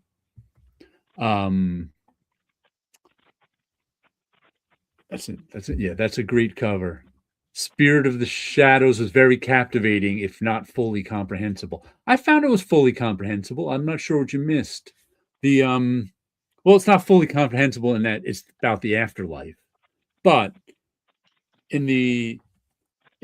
this guy finds himself in the falling down this pit, and he finds himself in the afterlife. And in this afterlife, you end up in the clothes you died in. We don't know why he was in this fancy outfit. So he's in the afterlife. And then the guy who's kind of guiding him briefly at first is like, well, you're going to be judged to see if you can go up to heaven. And the guy's like, am I going to make it? He's like, do you remember your life? He's like, no. He's like, nah, you're not going to remember your life in the afterlife. So you don't know if you're going to. So you're going to have this book. So he hands him a book. And he's like, this is the book of your life. You need to bring that with you to the judgment so that you can make it into heaven if you're worthy. And he's like, okay. But then immediately the guy leaves and these like dog-like creatures come out and tear up his book. And he's like, what? Meanwhile, you're getting flashbacks to the Earth, or actually current Earth. And there's this woman looking for his sister. And you think this guy has a... Katrina, that's her name. You think this guy is crying out for Katrina, and he thinks that's like his true love. But as the book goes on, you find out he may have killed Katrina. He might not be a good guy. Meanwhile, he meets this other woman who's in the afterlife who lost her book. He's looking for the pages in his book. So he's like, I can put it back together. But he's just finding torn pages. And the dogs also took this woman's book. So she's been there for a while and now she's fading away, but she's helping him out. And meanwhile, you see Katrina's sister back on Earth confronting someone who he used to know to look for her sister because the sister believes that he killed Katrina. So we got two parallel stories kind of going on, the afterlife story and the Earth story. And it was just so well done. Very captivating, as Sleepy Reader said. Good word for it.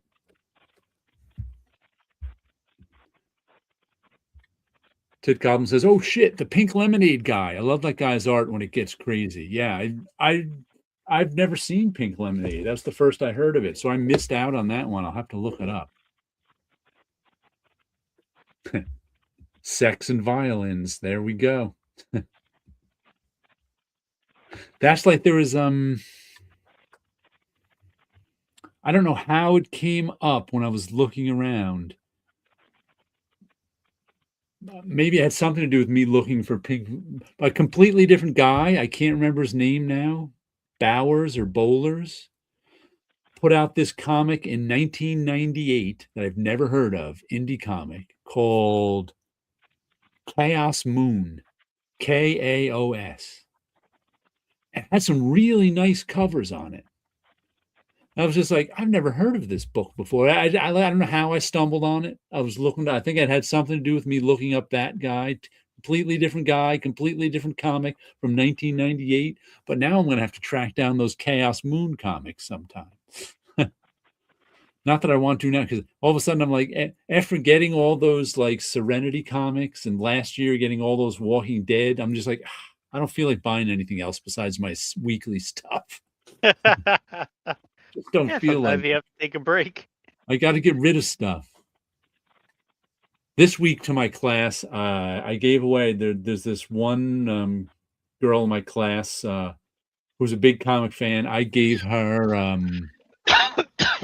the Tin Can Society, which is a 10-issue series that just ended that I bought and liked. And I'm like, you know what? I can get rid of this. So I gave that to her. And then I gave away a bunch of Jerry's individual issues too. Okay. So that's what I'm going to do this semester. Like if I find someone who really likes comics and wants comics, I'll give them like little mini series and stuff that I'm just never going to read again. And now I make that decision quick. It Right. used to be like I said, Tin Can Society, 9 issues, just ended like 2 months ago. Maybe even December. And I was like, I like that, but am I ever going to read it again? Because usually they'll go, well, maybe I'll read it again, and then it'll sit around for years, and I'll never read it. Right. Now I'm like, I can give this away right now. So do you give I it don't one need to more file read it before you away. give it away? What was that? Do you give it one more read before you give it away? No. Okay. I read it. I just finished reading it, I think December. I'm like, I can give this away now. I see. There's books from 1982 that I've been meaning to reread. Right. I'm finally getting around to. So I don't think I'll be around when rereading stuff from now comes around. But once again, I'm having such a good time reading Eclipse magazine. This is issue number 6, July 1982. And what do we have here? It starts out with the end of the Ms. Tree story. Then I think it goes on from here. I think it goes on to Eclipse Monthly, the comic book. Then she gets her own one. So we wrap up the very first Ms. Tree. And then we go on to a Harvey Pekar story about him standing in line in the bank, drawn by someone named S.K.V. I think it's a woman. Where's her? Whose name I didn't recognize. Sue Cavey, Cavey. Nice Harvey Pekar story. Then we got Monster making a phone call, a little one-pager. That was fun. That looks vaguely familiar. By Cripp, Cripp. Then we get Luke the Drifter, illustrated by Paul Galassi, and he's illustrating a song. That was pretty a song by Lenny Kaye. That was a solid. It was only 2 pages, but solid Paul Galassi one. Then we get more of Sax Rohmer's Dope by Trina Robbins, which was really good.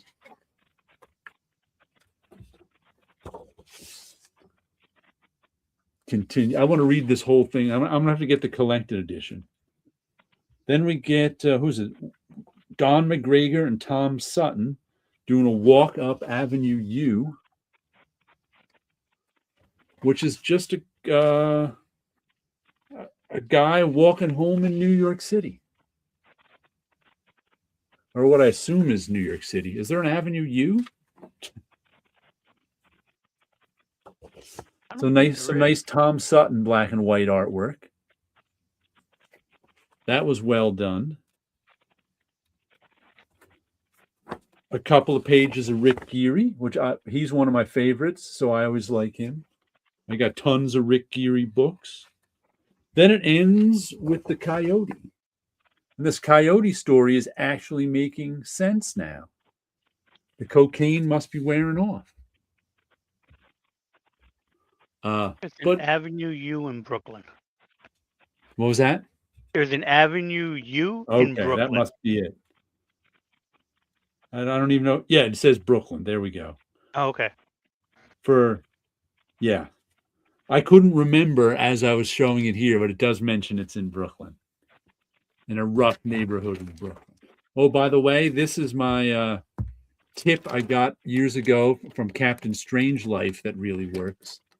If you have these Mylar bags and you clip the edges of them, I don't know if you can see that, at a 45-degree angle. So it's just clipped both sides of the flap at a 45-degree angle. Then it folds right in real easy.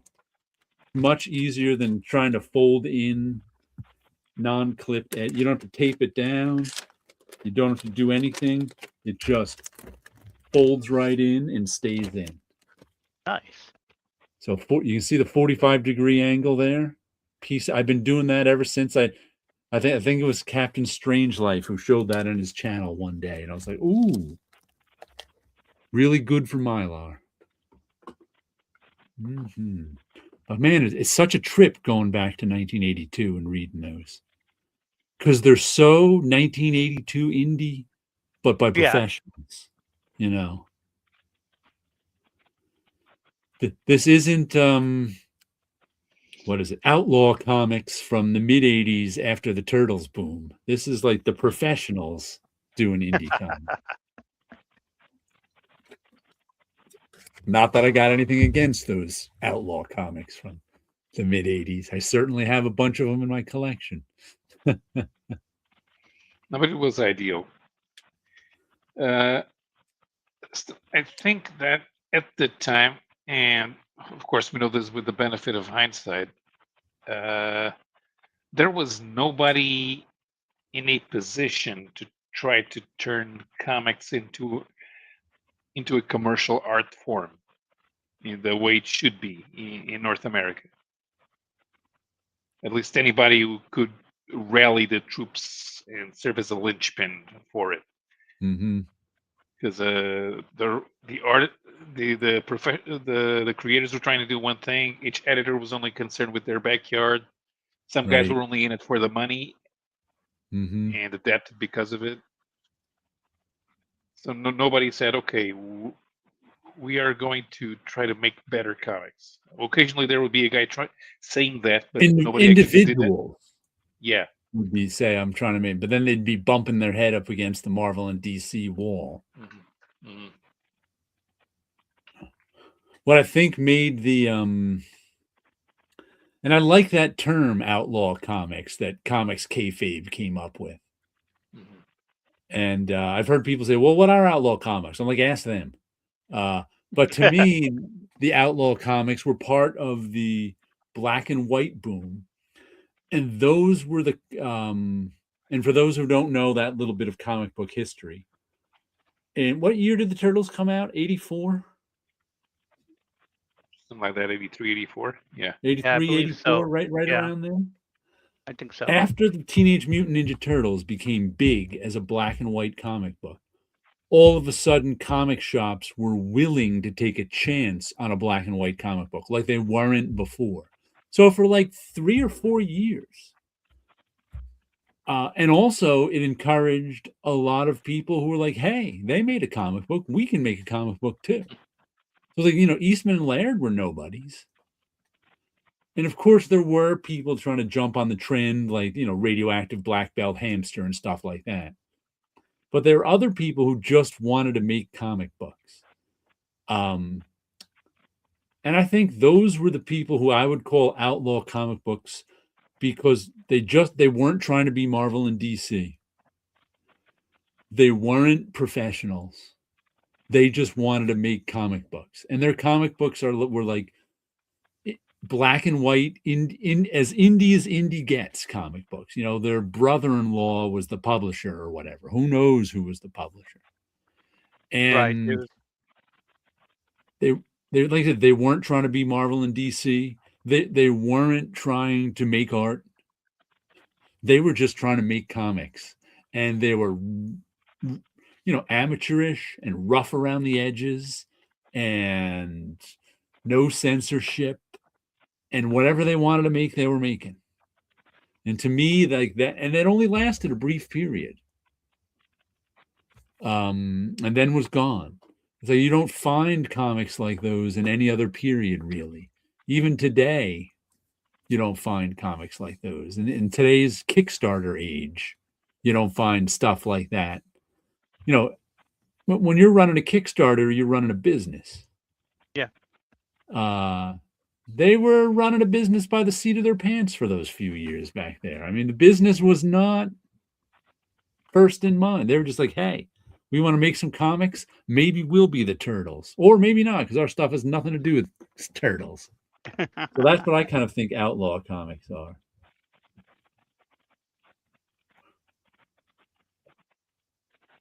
One of my favorites from that era, Max of the Regulators. I bought that one way back when, probably 84, 85, who knows. And it was just this goofy, funny joke of a comic. I think there was 3, 4 issues of it. And every issue, it was sort of Judge Dredd-ish, only more comedic and in space. Dirty Harry-ish, except more comedic and in space. And that to me is like my ultimate outlaw comic. Guys never did any more comics again.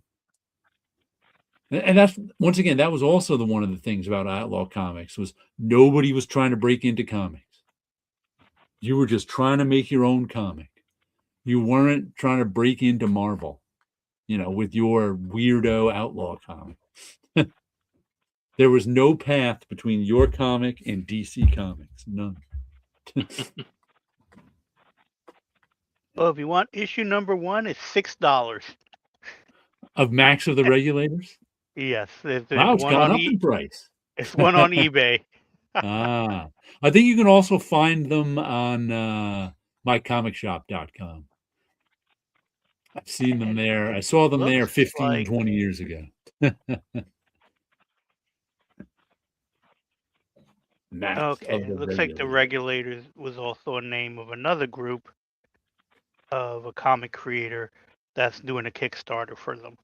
But it's not, Max is not in there at all, so. Nope. Yeah, the Regulator, who were the Regulators historically? They were, I can't remember. They were like Western guys who went after, I don't remember if they were, who were they? The Regulators. They weren't Billy the Kid. It was it's the Western movies. Young Guns. Yeah, well, there was actual historical ones too. Oh, that I used the name in Young Guns, but it was, who were those guys who? Somebody can't remember their names. They're famous. You'd know their names. It was right after the Civil War, and they were in wherever their home. They were brothers. And I can't remember if they were the Regulators or the Regulators came after them. But either way, they're actual historical people who call themselves the Regulators. That's why the name always lives on in fiction, too. And a nice Bill Sienkiewicz cover this week, too. It's got a little metallic sheen. I haven't liked all the covers he's done for this series, but I like this one a lot. He was going very Japanese with it, in the blossoms and the tree and the horseman in the back with the, very Japanese print. And I just like this. I think this might be my favorite cover. And you can't really see it, but there's a little metallic sheen. Not overwhelming. And this is the one that's the zombie versus the samurai. And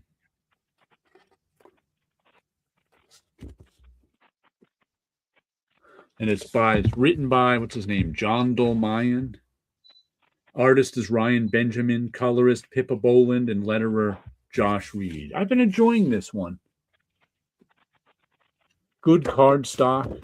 All of them have had Sienkiewicz covers. It's got a $6 cover price, which is a little steep. Oh, no, the price isn't there. It's there. Wake Comics. I don't know who Wake Comics is. So the cover price is a little steep, but at least it's a quality comic. got a good feel to it, metallic sheen. They're spending the money on Bill Sienkiewicz too, so Yeah. I'm okay. I'm okay with saying $6 for this one. I don't want to be spending $6 for everything. Let's see. I was at a convention comic book dealer. I was a convention comic book dealer from about 1974 to 1992. That's a goodly amount of time. It was a great time to be alive. I sold thousands of those outlaw comics in my quarter boxes, and few I thought would be remembered. Yeah. Most of them aren't. So did you 74 is the period of time that what's his name was always, how come I can't remember his name, Paolo, the comic book guy from the 70s who was always writing a book about comic shop wars, who died recently? Robert Birnbaum. Robert Birnbaum. Did you ever deal with Robert Birnbaum selling comic books in the early 70s? Were you part of the comic shop wars? That heavy cardstock is great as art paper once you gesso it. Make your own sketch cover. I know I almost bought, but I was like, They put out a facsimile of The Killing Joke, which I've never been a fan of The Killing Joke. I think I sold my issue. But the facsimile seemed to be cheap. I think the facsimile was only $6. I was like, But they had a sketch cover for the facsimile. I was like, a Killing Joke sketch cover. Cool. I'm like, I don't want to spend $6 on The Prestige format cost $4 back in the 80s. Yeah, okay. So, yeah, it didn't seem like that much more, right? Mm-hmm. But I'm not sure if it's quite a facsimile. The thing's been recolored a couple of times. Yeah, it seemed thin too when I picked it up. I'm like, it's only 48 pages. Thin? It's only 48 pages. Okay, maybe it was just a different card stock was thinner. Maybe a heavier stock they used on the original. But yeah, that's one of the ones that's been recolored. Yeah. Who colored it originally? Don't know. I don't remember. I remember it was Higgins.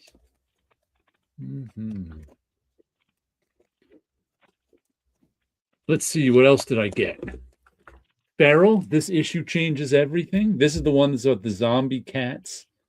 Well, it's really a rabies outbreak. And they've been hiding out in this pet city for a bunch of issues that they managed to get inside of. So there's been drama going on with the cats who were already in Pet City. But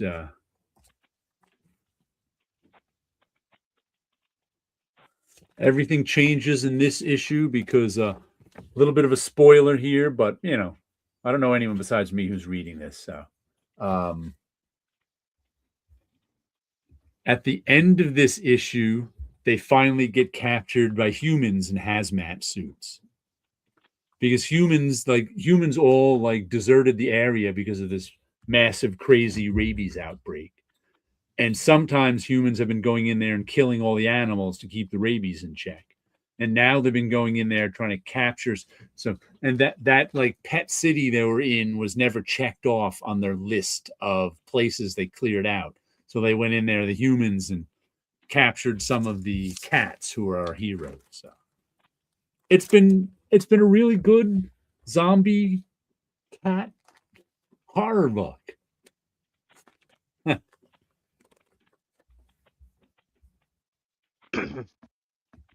Let's see. Sleepy's got some info for the regular facsimile. Was $5 with the original color returning. Okay, so it was only $5, even $1 cheaper than I thought. It seemed too cheap for. Okay, so John Higgins, who was the same one I think who colored Watchmen, if memory serves. I thought it was him, but wasn't 100% sure. Didn't Brian Bolland? Hold on. Bolland. Didn't Brian Bolland do a recolor of The Killing Joke? I don't remember that as I saw it. It's Bolland like Holland, not Boland like Poland. Yeah, either the 2009 or 2018 reissue. Yeah. But this one restores the original colors by John Higgins, it is, right? Mm-hmm. I know another John Higgins used to work in the bullpen. Mm-hmm. I also picked up Facsimile. And I got to say, I can't read these. I look at the pictures. Yep, Volland like Holland. There we go. I got it this time. Nice. I don't think I saw that on the shelves. I mean, I opened up to these pages and went, I'm not reading all those balloons. I'm just not doing it. It's not worth it. I'll look at the pictures. I'll get the, and then it just never stopped. Like Stan Lee, stop writing all this stuff. There's just like, I mean, it's just crazy. This is why I was never a Fantastic Four fan. I never liked the writing. But this is the first Black Panther. And he takes out the entire Fantastic Four and then kind of befriends them. But they really established right away that the Panther is a badass. Yeah. Yeah, but Priest did something with the Panther as he was portrayed in the first appearance. At some time travel shenanigans, and they were going around calling the Panther from FF number 52 Happy Pants Panther. What do they call him? Happy Pants. Happy Pants. Mm-hmm. Was he wearing the striped pants in this one? He never wore the striped pants. Okay. No, there are stripes in the boots, in the gloves. The striped pants were the Cold Tiger design. Yep. And one page of Inhumans. But I think I now have like 47, 48, and 49, but not 50 and 51. And then they did 52 and I think 53 as facsimiles. So I've got a bunch of besides the first 12 issues. I got a bunch of FF facsimiles. Mm-hmm. Stan Lee Thing dialogue is worth reading. Oh, by the way, I loved my favorite Stan Lee line, of course. Let me see if I can find it here.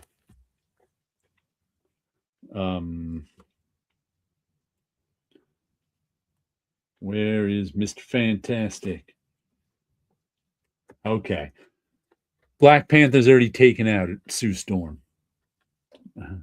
Once I have bested you, Richards, the hunt will be ended. My wife, where is she? If you've harmed her, she is safe enough for now. I do not consider females to be fair game. Imagine him saying that in the Black Panther movie.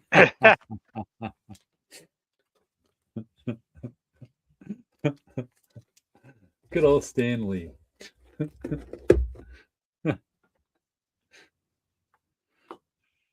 And T'Challa even smokes a cigarette there.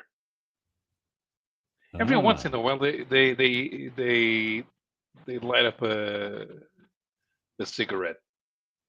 Even Iron Man did it a couple of times. Captain America did it once. Not Xavier. Xavier had a pipe. So did Reed. Reed had a pipe because professors and scientists who don't smoke pipes. I think those come from the monster movie eras. Pipe smoking scientists. And Ben smoked a cigar. And so I don't want to give this one away since Wilson is going to read it later. Savage Dragon 278, but it was a good story. It was mostly a story of course, he showed us Popeye is in here since Eric Larson loves use public domain characters. And this is What's this character's name?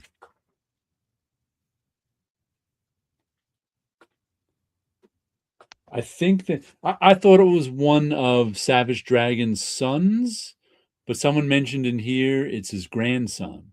Oh, I guess the original Savage Dragon. Yeah, it's one of Malcolm Dragon's sons. That's what I was confused. Malcolm's got 4 kids. Right. It's one of Malcolm Dragon's sons. So the whole adventure with Malcolm Dragon's son.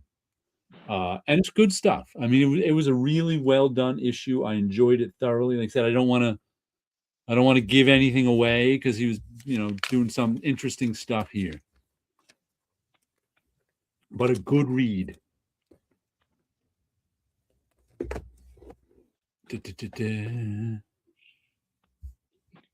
Who do we want to see appear in Savage Dragon next? It's going to the public domain. Public domain. Well, me, of course, I want to see The Great Gatsby, but it's a little late time. Didn't Betty Boop show up once? I don't think she showed up yet. I think she just went into the public domain. Her dog form this year, so went into public domain. Because Betty, when she started her first appearance, she was more of a dog cartoon character. Right. Then she eventually morphs into a human character. Lefty says Flesk Books is starting a Kickstarter in February for the first 3 volumes of William Stout's comics. That's cool. Before Diamond took over, there were 4 or 5 distributors with warehouses in Texas. We would buy overstock back issues, 50 long boxes at a time, for $35 each. The pitch was, I'm paying cash, and I don't owe you any money. There we go. Oh, okay. So that's his making bucks selling comic books to cons. Wow, that's cool.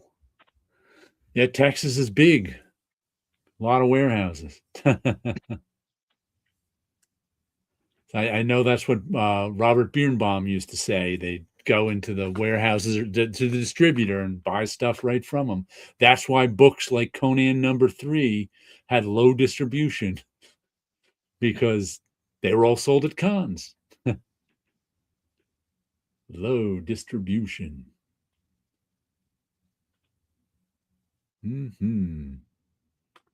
Let's see, what else did I get? This one was pretty interesting. Another Scott Koblish cover for Marvel Zombies, though I am not sure what this is supposed, like he did like a Secret War. These are supposed to be like tribute covers. I'm not 100% sure what this is a tribute to. X-Men, when they came back from Secret Wars and the dragon was big. I'm guessing. I don't know if that's I think that fits it, because Spider-Man is coming back from Secret Wars here. All right, that would make sense. Here, I'll read you the little intro so you can know all the things they did. Where's the intro? Come on, intro. That doesn't look like the cover. Yeah, I don't know if I think it's the dragon they're going for. It started with the pins and needles of an exciting return, an unauthorized space launch led by Reed Richards and Sue Storm, Johnny Storm, Ben Grimm, and the beginning of the end when the frightful 4 landed back on Earth as flesh-eating zombies with an insatiable hunger. So that's how the zombies started. The FF went up in space. They came back with powers, and there were zombies. Years later, Jean Grey, last of the world's X-Men, joined Spider-Man and Jewel in their, I don't think the singer Jewel, in their quest to help the remaining citizens of Earth as the world became more zombie than human. But she failed, becoming a zombie herself during the Secret War. So that was the next thing they parodied, or Secret War, alongside Iron Man and Captain America, and eating the Beyonder. So first it was Phoenix, then she became a zombie, then she ate the Beyonder. Spider-Man discovered a new black suit that seems to have connected him to the zombie hive and could be humanity's last hope. But after the zombie Reed Richards got his hands on the Infinity Gauntlet and snapped his fingers to eradicate the world's remaining human race. Who's left to save? So now the entire Earth is zombies. The last human is Spider-Man in the Venom suit. And then this issue, we find out what it's all about when I know this character has appeared recently in comics. I don't know how old he is. Null, the god of the symbiotes. Have you heard of him? Yes, Kmull. Yes, he is the guy who basically created the symbiotes. Okay. So in this world, it's a new thing. Yeah, but it's a new retcon. Yeah, because I know there's a Null miniseries right now, so I didn't know if he was new or old. But it turns out Null, the god of the symbiotes, has been traveling from world to world, turning every world black. It's his goal to destroy everyone on every world throughout the entire universe. And he's just about to do it to Earth, except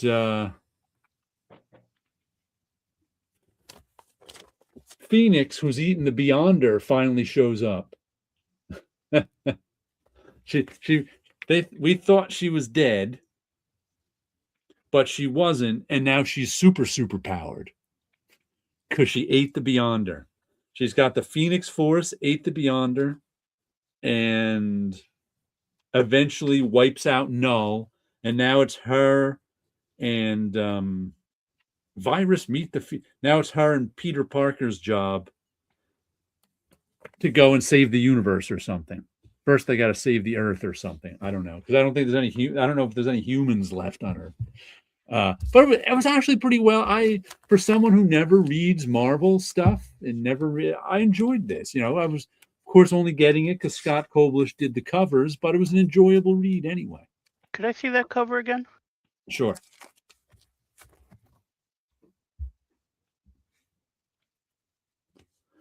That's Null back there. Right. With the giant dragons he's coming in on. He's got lots of these giant, and who's that? Zombie Cap and Wolverine in his claws. Okay, so the cover isn't in X-Men 181. That's what I was thinking of it, or maybe an interior, but that could be the cover to the Savage Land. It was later than I was still reading it X-Men at 181, so it wasn't that early. No, maybe 281. The Savage Land from Marvel Fanfare. That's not okay. When they reprinted it, I think there was a character pterodactyl holding the X-Men or Spider-Man that way. That was Sauron, I think. It's not Sauron. It's not Sauron. It's not Sauron, although it's supposed to remind you of Sauron. He's holding Spider-Man. He's carrying Spider-Man. Probably, but it's. I don't know why I didn't think of that. Yeah, but the cover's not identical either. Yeah. Okay. Well, it's sort of homage-y, like. I think reminds me of Elric, but I don't remember Elric. The long blonde hair is Elric like. Yeah, but I don't remember Elric riding a dragon. No. And then we've got, this is returned for the first time in a while. Dust to Dust, J.G. Jones and Phil Bram. And this is the one I call a Dust Bowl drama. Well, it just turned into a Dust Bowl horror. It's got some nice J.G. Jones painted artwork. A sex scene going on there for you. So, of course, a monster has to come, or a guy in a gas mask comes in and kills them. And this is the first issue where it seems like a horror comic. Before this, it was just a kind of a Dust Bowl drama. Oh, yeah. He throws them into I think this was a snake handling church. So he throws the two of them into a box of snakes after he conks them out. Then he breaks into this house where the lady fights him off with her purse and stuff. But I've been enjoying this series thoroughly because there's nothing else like it. It all takes place in the Dust Bowl in the 1930s in a small town. There were people, including a photographer for the NEA? No, whoever when the government was giving out jobs in the 30s to stimulate the economy. I can't remember what the initials are now. Not NEA. That's the National Endowment for the Arts. There's 3 letters. My brain worked. I could give them to you. But she was a photographer for them. She was in town, so she was adding a little different something to the story. But it's been very enjoyable. I see no one else but me reading it out there in YouTube land. But Dust to Dust is good stuff. What were you looking for, Paolo? WPA. I was putting the comics away. Oh, okay. The NRA. There we go. The NRA is the National Rifle Association. WPA. The WPA, that the Works Progress Administration. There we go. WPA, that's it. I think that's what the Works Progress Association. So she was a WPA photographer going through small towns taking photos. Much like that famous photographer whose name I can't remember. But you'd recognize the picture. It's that famous. It's of people during the Depression, a woman and her kids.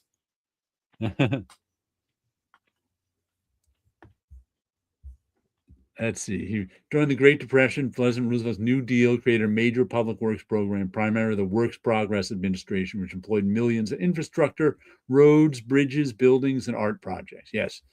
It'll be part of the arts project. Among other people, Jackson Pollock worked for the WPA. How do you spell Pollock? Is there 1 L or 2? There's 2. Maybe we should be calling him Pollock or Pollock, which is. I've always said Pollock. It is 2 L's. 2 L's. So that would be Pollock, like Holland. I'm paying attention to 2 L's now. Yeah, there we go.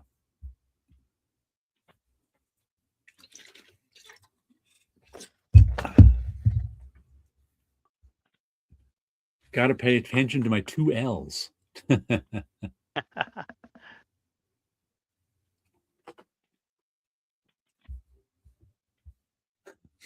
Pollock like bollocks.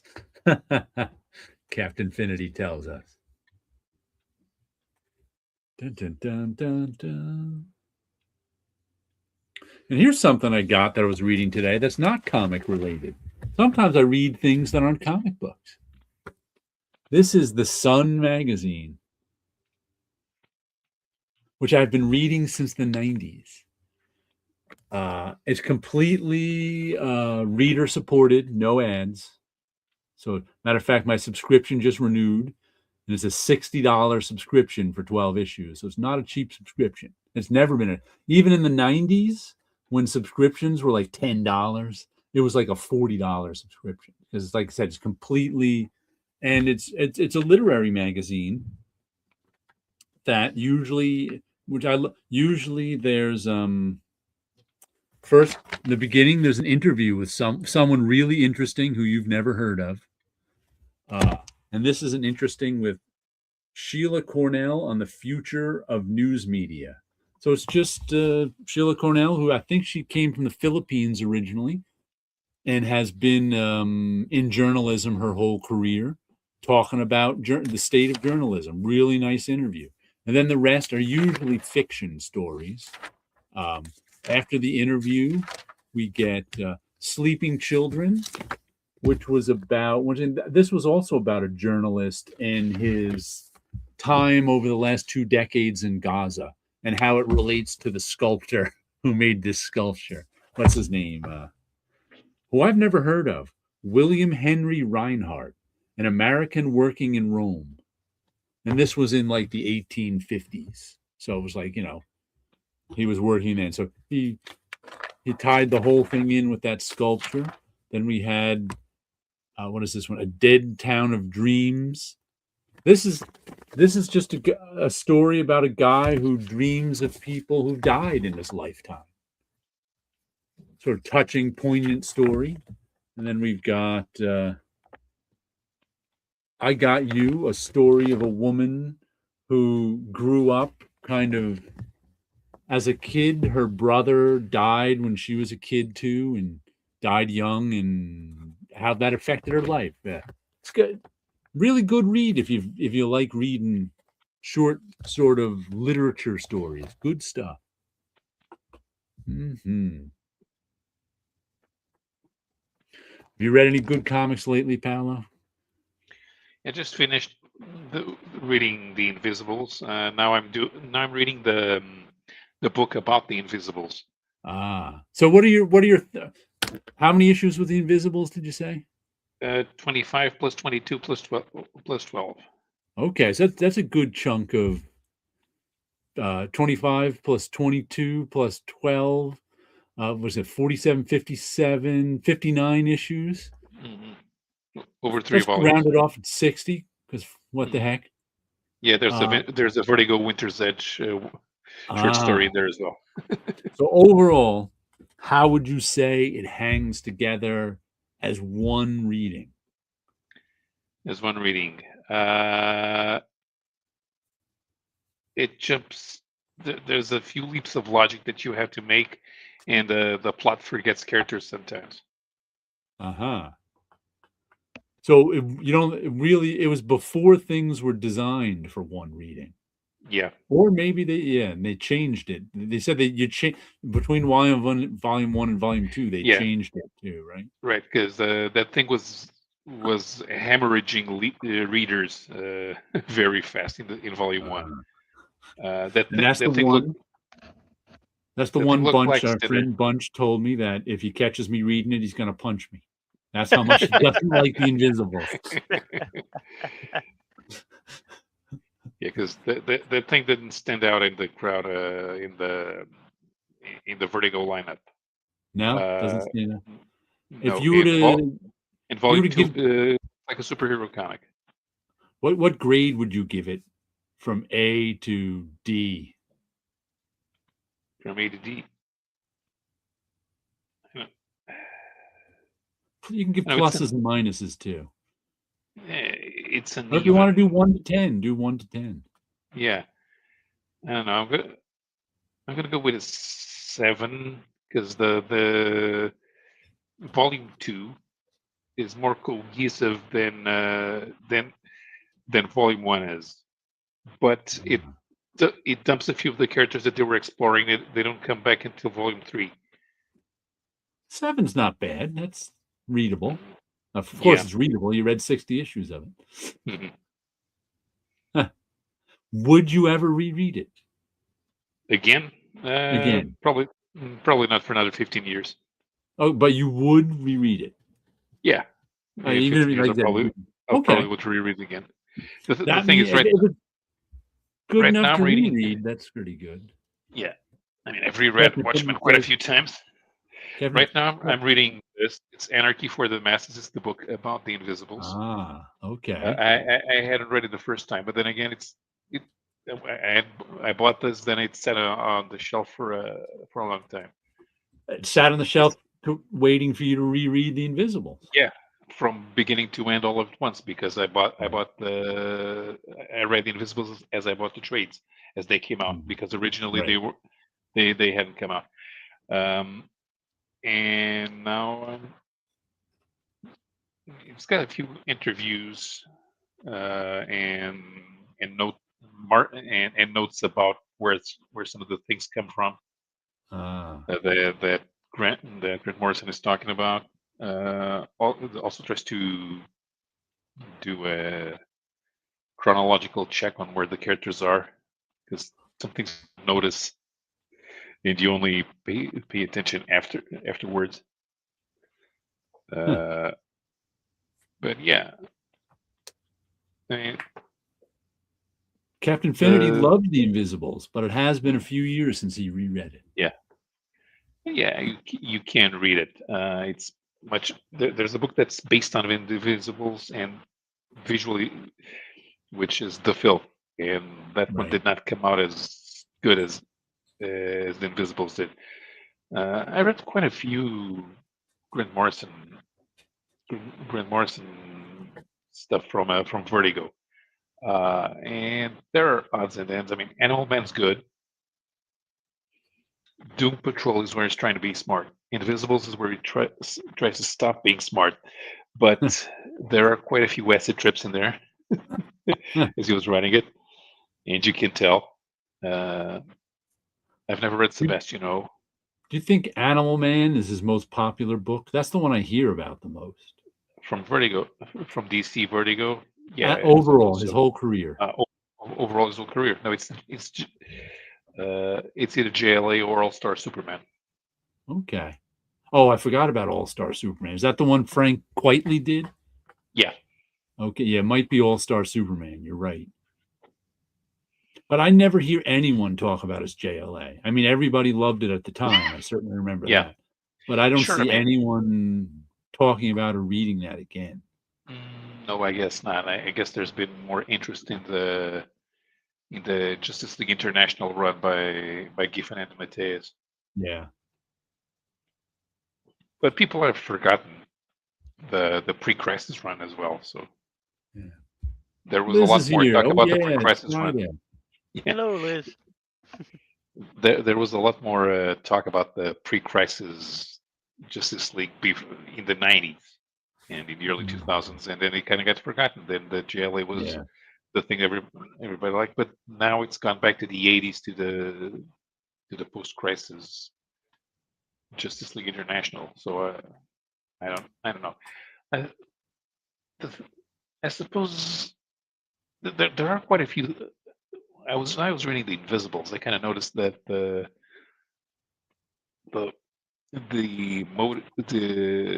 motivation factor for the bad guys in the Invisibles is the same one as Darkseid has as in his JLA the run. Anti-Life Equation. Yeah, because I think Morrison was the first guy besides Kirby to understand what the anti-life equation was about, and he was the one to actually write a story with it. Huh. Anti-life and there's and you find the seeds for it in the Invisibles. If I remember correctly, because I remember being confused about the anti-life equation when I read only a few issues of Jack Kirby's Fourth World back in the day. But when I finally read it, the whole thing, when it came out in omnibus form, I think Kirby explained it like the anti-life equation was just control. Yeah. It was nobody had any free will anymore. Exactly, because in Cosmic Odyssey, Jim Starlin tried to recreate it as an avatar of death. But because he was obsessed with death. Yeah, but he's not getting it, because death is not the opposite of life. In life, there is death. Anti-life is where there is no life. There's never been life. None of the people who live in Apocalypse are not alive. They're just functioning, and that's why it's about control. And Grant Morrison is more interested in the concept of mass control than Starlin was, so he understood Kirby better. I'm gonna have to go back and read that.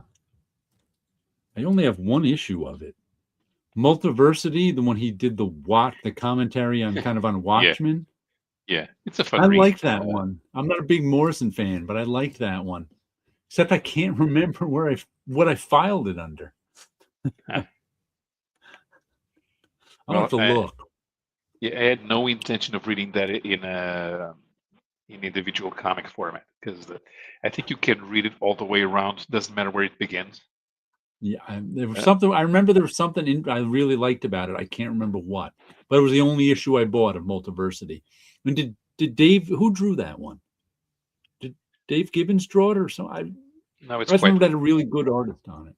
It's Frank Quitely. That's Frank. Okay, that's probably why I bought it. And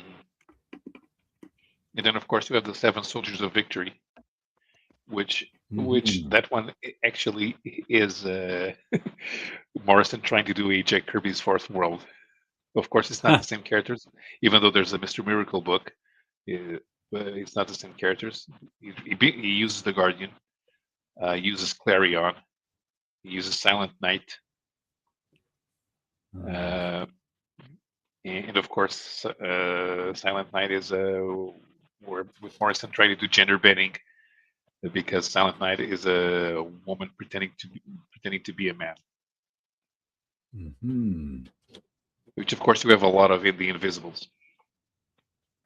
Let me show you the last comic I got this week, which is the final issue of Volume 4 of Creepshow. Which this is another one that has a lot of good covers. There's the back, the creep. There's the front as he's dropping a shark into the swimming pool of kids. But there's 2 10-page stories in this. The first is by Joshua Williamson, writer, Andrea Milana, artist, Lee Lowridge, colorist, and Pat Broseo, letterer. And the first story was a pretty normal horror story.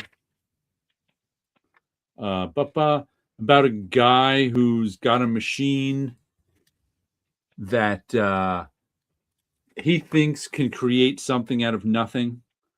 Like, here's the car he created out of nothing. But it's really pulling those 2 pieces from someone in the world's car. So, as we see down here, that guy lost. He's like, who would steal the back of my car? So, of course, his plan doesn't end well. But then we get, this is the first time I've read this guy's work. What's his name? Tradd Moore. Tradd Moore, Morre. And he did a Silver Surfer series. I think he's like an indie guy. And everybody kind of loved his Silver Surfer series. I remember that. And here he's doing a horror story that is interesting, but I don't quite get it. I mean, if you were to ask me to describe this story,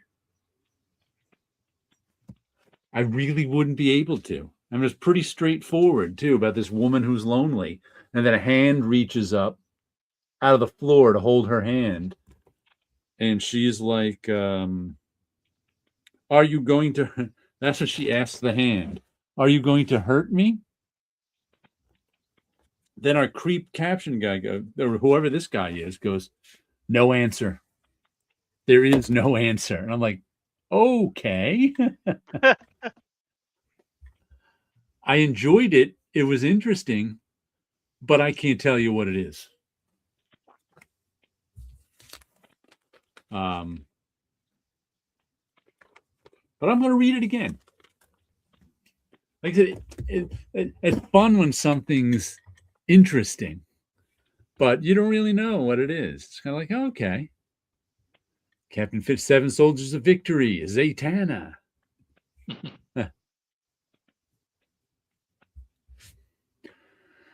I always found Zatanna annoying. Visually, of course, she's perfectly fine, you know, magician's outfit and fishnet stockings or whatever, no problem. But she's especially DC Comics, their magicians are so vague. Their magician powers were always so vague. Like Zatanna's powers where she'd say things backwards and they'd happen? What? Yeah. That makes no... No. And it was just always kind of... And she'd always just do simple things with them. Table, turn over. Can't you just say man defeated? Defeated man? I don't know. I always found her weird. And like Dr. Fate was another. What were Dr. Fate's powers in like the 70s and 80s? I don't know. I couldn't tell you. Just magic things happened. Yep. His powers were dependent on the plot. Yeah. Their magic powers were all just plot dependent. At least with like Doctor Strange, he had certain things that could do his cloak of levitation would levitate him. the Eye of Agamotto would open up and, I don't know, shoot blasts. And they had those visual blast Ditko powers. I mean, they were, I guess they were just as vague, but way more interesting. Visually. Yeah. And well, you'll remember when Walter drew Dr. Fate in the early 80s. Oh yeah. He started having Fate to do Doctor Strange things. Yes. That is the reason I don't think it was him drawing it. That was a first issue special. I actually have Xeroxes of the original art for that. That was first issue special, his Dr. Fate. It was Dr. Fate was in the early 80s was the backup in the Flash. And that's when I started buying the Flash. I can't remember who drew it. Was it Keith Giffen? But I started buying. They did a 4-issue miniseries reprinting all of those. Yeah, I started buying the Flash just to read Dr. Fate. And then the trial of the Flash happened, and I couldn't quit. I couldn't believe how long they were dragging that out. They were dragging that out because they were waiting for Crisis. They knew the. Oh yeah, I never knew that at the time. I was just buying it off that. I'm like, this story. I'm like, they're dragging the story out like how long can they possibly drag this out? And they dragged it out to the very end. Let's see. Captain Infinity says Zatanna wears mostly fishnet tights and occasionally sheer stockings. Yeah. And Adam Hughes or Brian Bolland can draw a good Zatanna cover.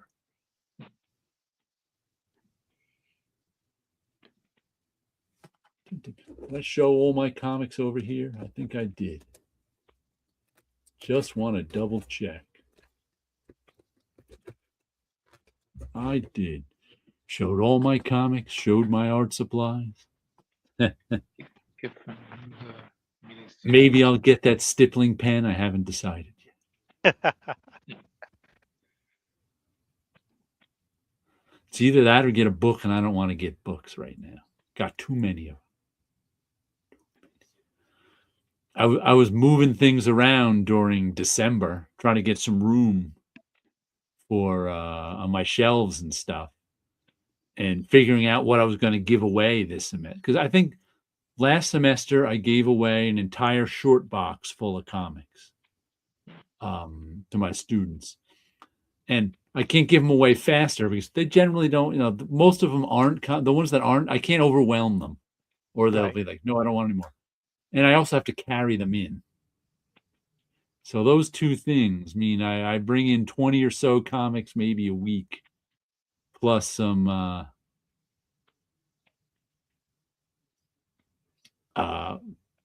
trades maybe.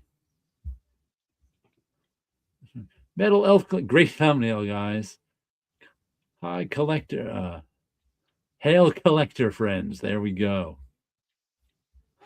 Tim the Sorcerer goes all the way back to when Tim was hosting this show. Read it now. I don't think we have time for a read rip, and we'll have to start off next week with one. We only got a few minutes left. Last thing I'll show that I so a while back did a video of picking up a Spider-Man mouse pad. And on the right there in the center is a Sal Buscema Spider-Man. Oh, look at that!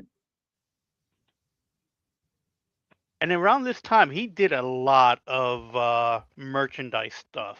His art was on a lot of things. I know at Marvel had a mug with Spider-Man on it because he was in. I think Sal's art was in the style guide of the time. We'll have that here. And before we go, what's your favorite Sal Buscema? I think I have to go with the Hulk. I have to go for Spider-Man just for just the sheer volume of Spider-Man stuff that I've gotten with him. I know he did Spider-Man in the 90s. How much of it did he do before then? I don't think he did much before before then. I think was- once he got Spider-Man, he stayed on it for quite some time. Yeah, he was on there. Because I remember him on Spider-Man, and I remember him on ROM. But other Yes, than Rom. I that, forgot about that. He was on Rom for a long time. and I knew he was on Spider-Man. What about you, Paolo? What's your favorite Sal Buscema? Hulk, definitely. Hulk. It's the first time I saw him, and I got used to it. I got used to it. Later, I read the stuff from the '70s with Captain America and Defenders. They were nice. Right. They were always nice. And he was always a good storyteller. Yeah. He was whenever you picked up a comic and Sal Buscema was drawing it, you were always happy. But like he wasn't he wasn't one of those guys like George Perez where I'd discover a new George Perez and go, oh, cool. Right. But he was one of those guys like, oh, good, Sal's on this book. Yeah, I'll enjoy it. I don't think there's a Cell comic that I didn't like. Yeah, I would agree. Unfortunately, I cannot find a style guide, so once I find it, I'll do a video on it. They also call him Tim because of Monty Python. They call me Tim. They had a Magic the Gathering card, which is used the artwork for in our thumbnail. Because it was a Magic the Gathering card who was like I said, Tim was an enchantment. It was like one of the very early ones too. And people first started calling him Tim because of that was the name of the enchanter in the Monty Python and the Holy Grail. So that became the name of the sorcerer in the Magic the Gathering card. And that's why I used that Magic the Gathering card in the thumbnail because it was on the weeks where Tim wasn't here. And it still is. Oh, I forgot to. When I do the show, I get an illegal scan from a comic book. I was actually doing the